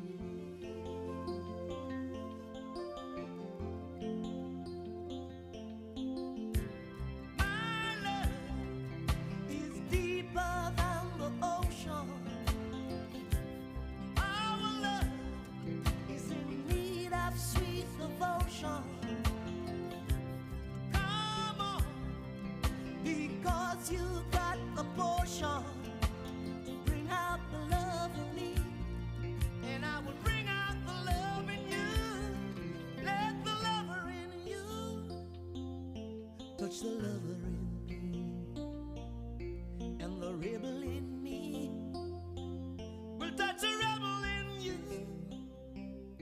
and the lovers we be will bring sweet harmony. Then it will bring out the love, bring out the love, bring out all the love.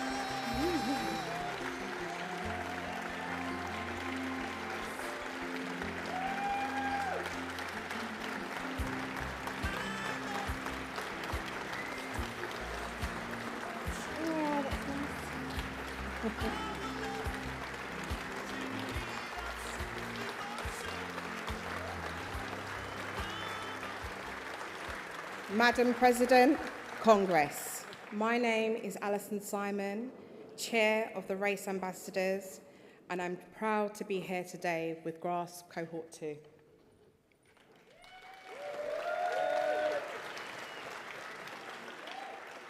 Today, I'm speaking in the absence of our National Race Officer, Taimba Nosokere. It is my honour to officially welcome the newest additions to our team of the Race Ambassadors. Simeon, Ash, Lisa, Stella, Jacqueline, Charmaine, Izzy. Unfortunately, Shabir and Sid could not be here with us today, but they are here in spirit. We are growing in numbers, and with that growth, we are becoming stronger, and a more unified force within the GMB. Together, we are building a movement that reflects the true diversity of our union and the workplaces we represent.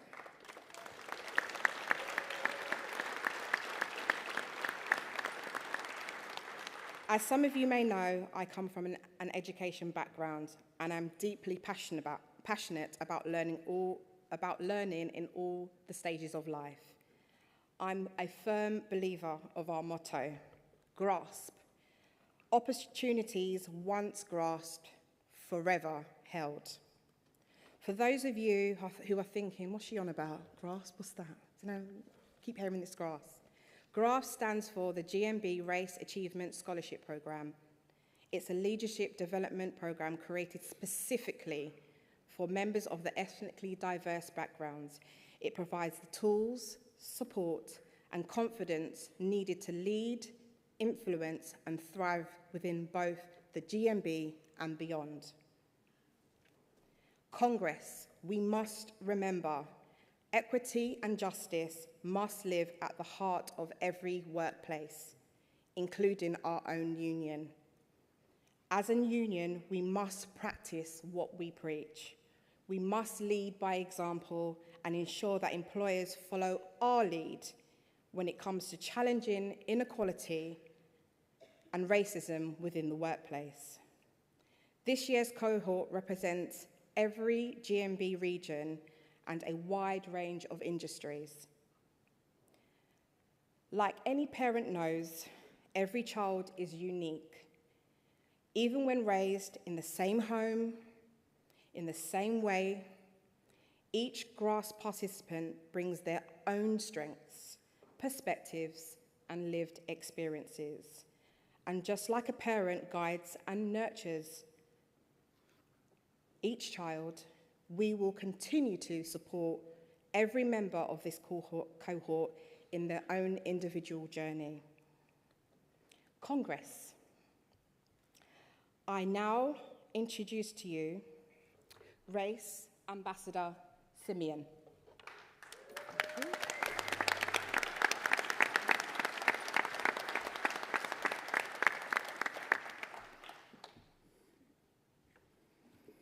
Madam President, the General Secretary, the Regional Secretaries here present, Congress, great members of our great union GMB, ladies and gentlemen, visitors and guests here tonight.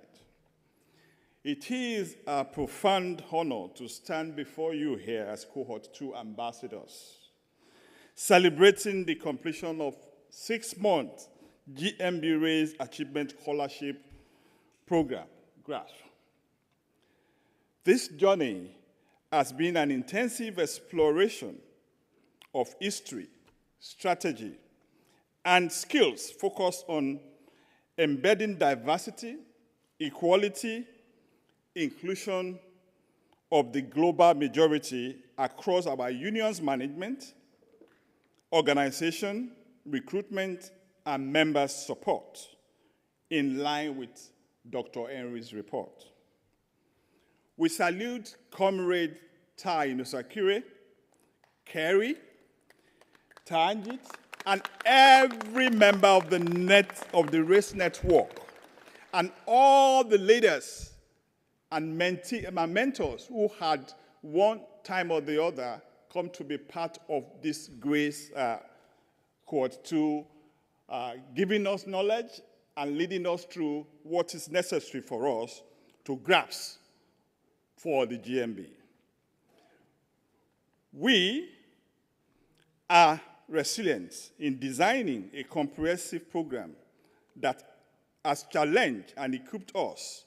We also thank the National Office team for going above and beyond to ensure we were armed with knowledge and skills that truly stands out today.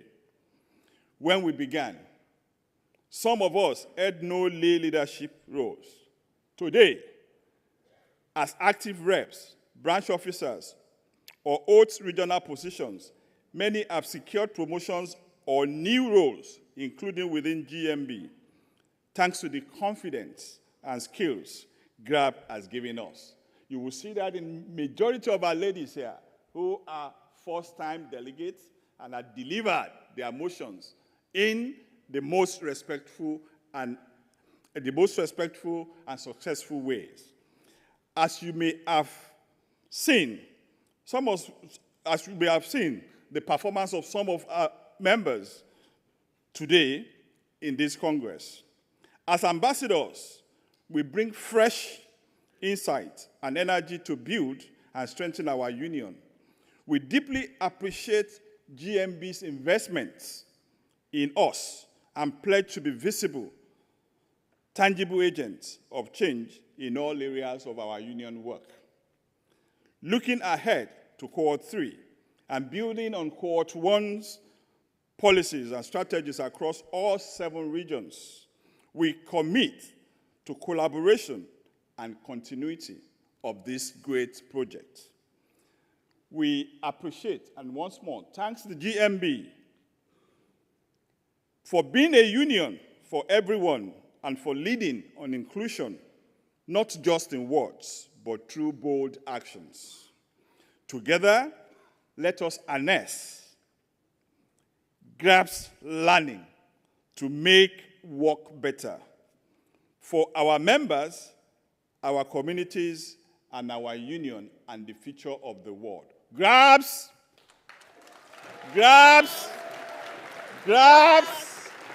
a luta continua.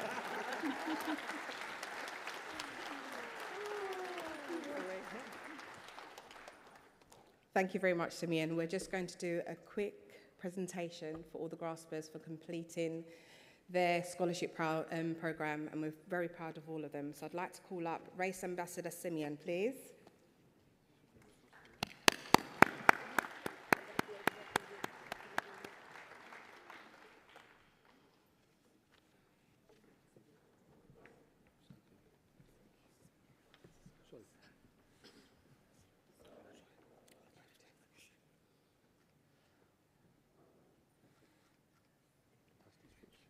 Race Ambassador Ash.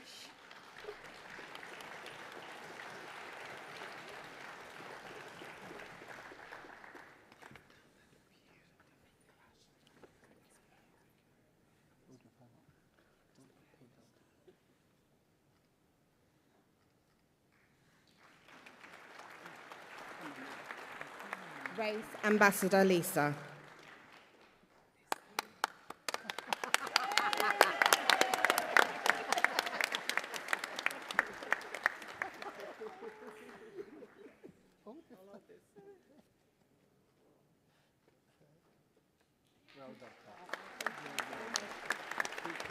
Race Ambassador Stella.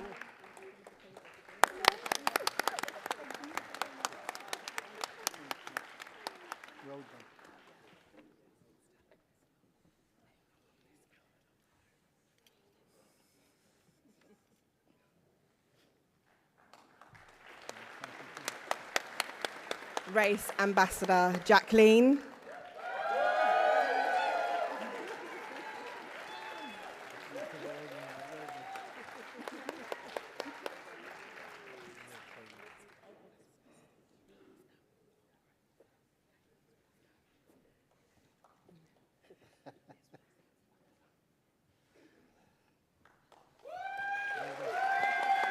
Race Ambassador Izzy.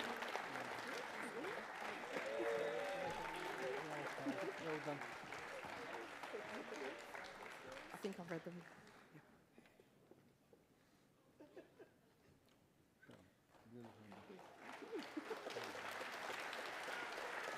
Race Ambassador Charmaine.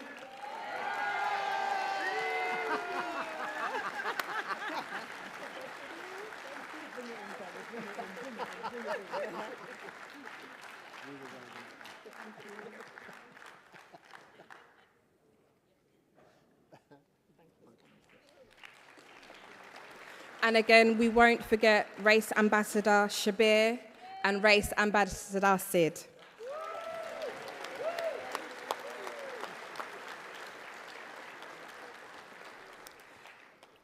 I would like to thank Ty and all those involved with the logistics and organisation of GRASS Cohort 2.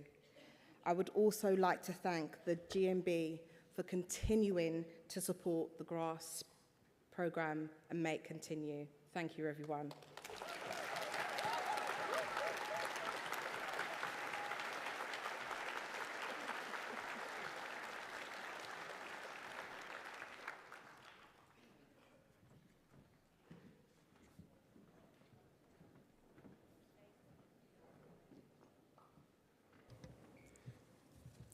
Congress, we can now give you the results of the President and Vice President election. Thank you all for casting your votes and to all the candidates for their excellent addresses this morning. I will now ask Kevin Fox, the GME member, to come to the rostrum to announce the results.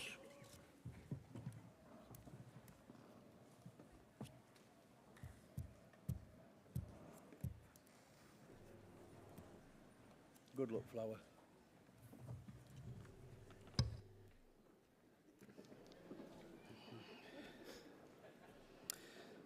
Honorary Co-Chair, Congress, Kevin Fox, GMB, Member Auditor. I'm reporting the result of the elections for the two elections held today for National President and Vice President. Dealing first with the election for National President, we had 386 ballot papers distributed to Congress delegates and members of the CEC in attendance who were entitled to vote. Voting closed at 3:30 p.m. Votes have been counted by myself and Jane Davies, General Member Auditor, the Secretary to the General Members Auditors and the Executive Officer.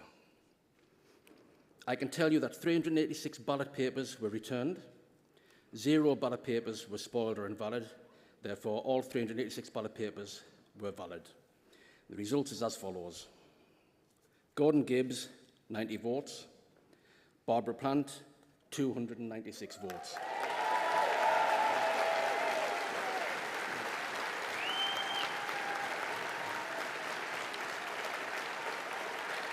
I therefore declare Barbara Plant duly elected as National President.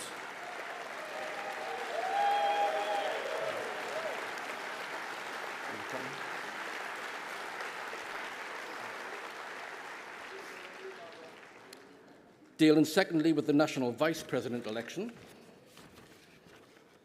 386 ballot papers were distributed to Congress delegates and members of the CEC in attendance who were entitled to vote.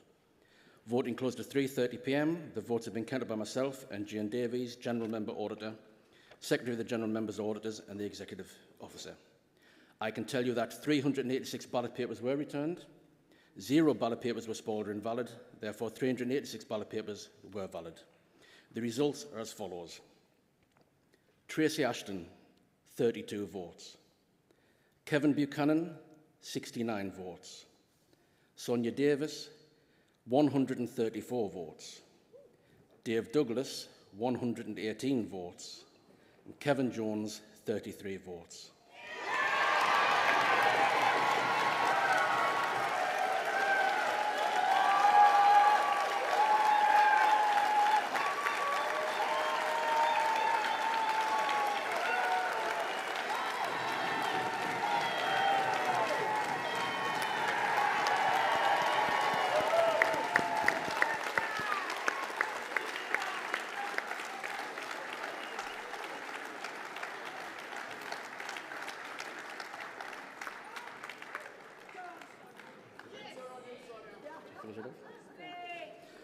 I therefore declare Sonia Davis duly elected as National Vice President I'd like to congratulate both of you on your elections. Thank you.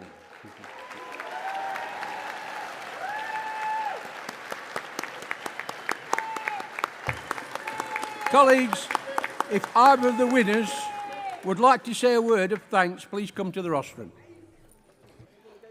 Yeah, you go first.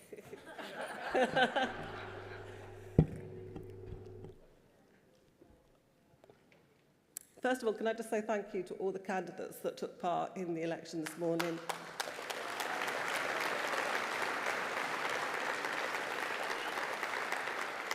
I thought all your speeches were excellent and really heartfelt.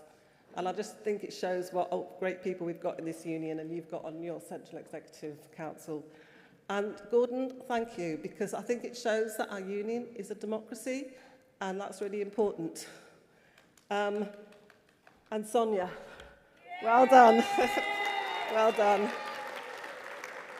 I'm going to miss Malcolm. Malcolm, I'm going to miss you as Vice President. But Sonia, I look forward to working with you. And look, to Southern Region. And just to everybody in this hall, thank you. Thank you for giving me the confidence to be, your confidence to be elected back as National President. As I said this morning, it is a real honour, it's a pleasure, it's a privilege to be your National President. And you just keep inviting me to your regions and to your nations, because that's what I love best, coming to visit you in your workplaces. I've spent all my life in education, and it's always an eye-opener to come into a factory or a shipyard or a nuclear power plant. So I look forward to that. And I'm also looking forward to Blackpool, because I've never been. So I'm looking forward to going to Blackpool next year and chairing Congress then. Thank you so much. Thank you.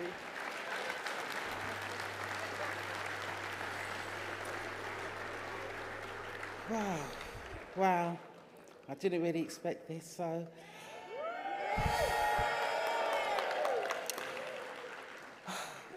Thank you, everyone. Standing before you as the newly elected National Vice President of GMB, it's an immense honour, one that I really don't take lightly. First and foremost, I want to extend my deepest gratitude to the members who have put their trust in me. I really appreciate it. I've just got no words. Your belief in me is both humbling, empowering. To the London and Southern region, I've got to give you a big thank you from the utmost of my heart, because you were supporting me from the onset. So I've got to give the biggest thank you to you, and to all those other regions and everyone else that went and put their cross against my name. I really, really appreciate it. Today, we celebrate not just an election victory, but a triumph over barriers. Sorry, I'm just overwhelmed. All right, sorry. A triumph over barriers that once seemed unbreakable. That phrase, smashing glass ceilings, is not just about personal success. It's about paving the way for those who come after us. We are rewriting the narrative, proving that determination, resilience, and collective strength can shatter limitations. This role is not just a title, it's a responsibility to uplift voices, fight for fairness, and ensure that our union continues to protect and empower all members. I pledge to stand firm in that commitment to listen, to lead, and to be a relentless advocate for working people. We are stronger together, and together we will continue breaking barriers, demanding justice, and shaping a future that reflects the strength and diversity of our workforce. Thank you all once again. I want to say thank you to Dave Trigger. Your speech was awesome, and I knew, I felt it was going to be you, so when I heard I got more votes than you, I just couldn't believe it, so thank you, and thank you to everyone. I look forward to working with you, Barbara. I really do. And as I said to you, Malcolm, thank you for the dedication, all the work that you've done. Onwards and upwards, everyone. Thank you.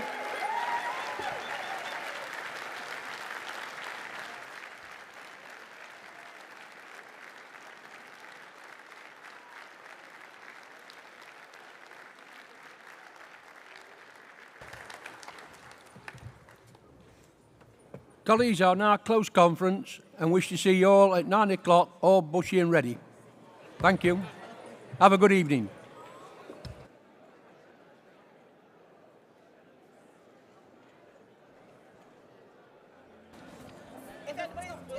If anybody's lost their phone... Is it yours? You know what, you can't... The rebel in me can touch the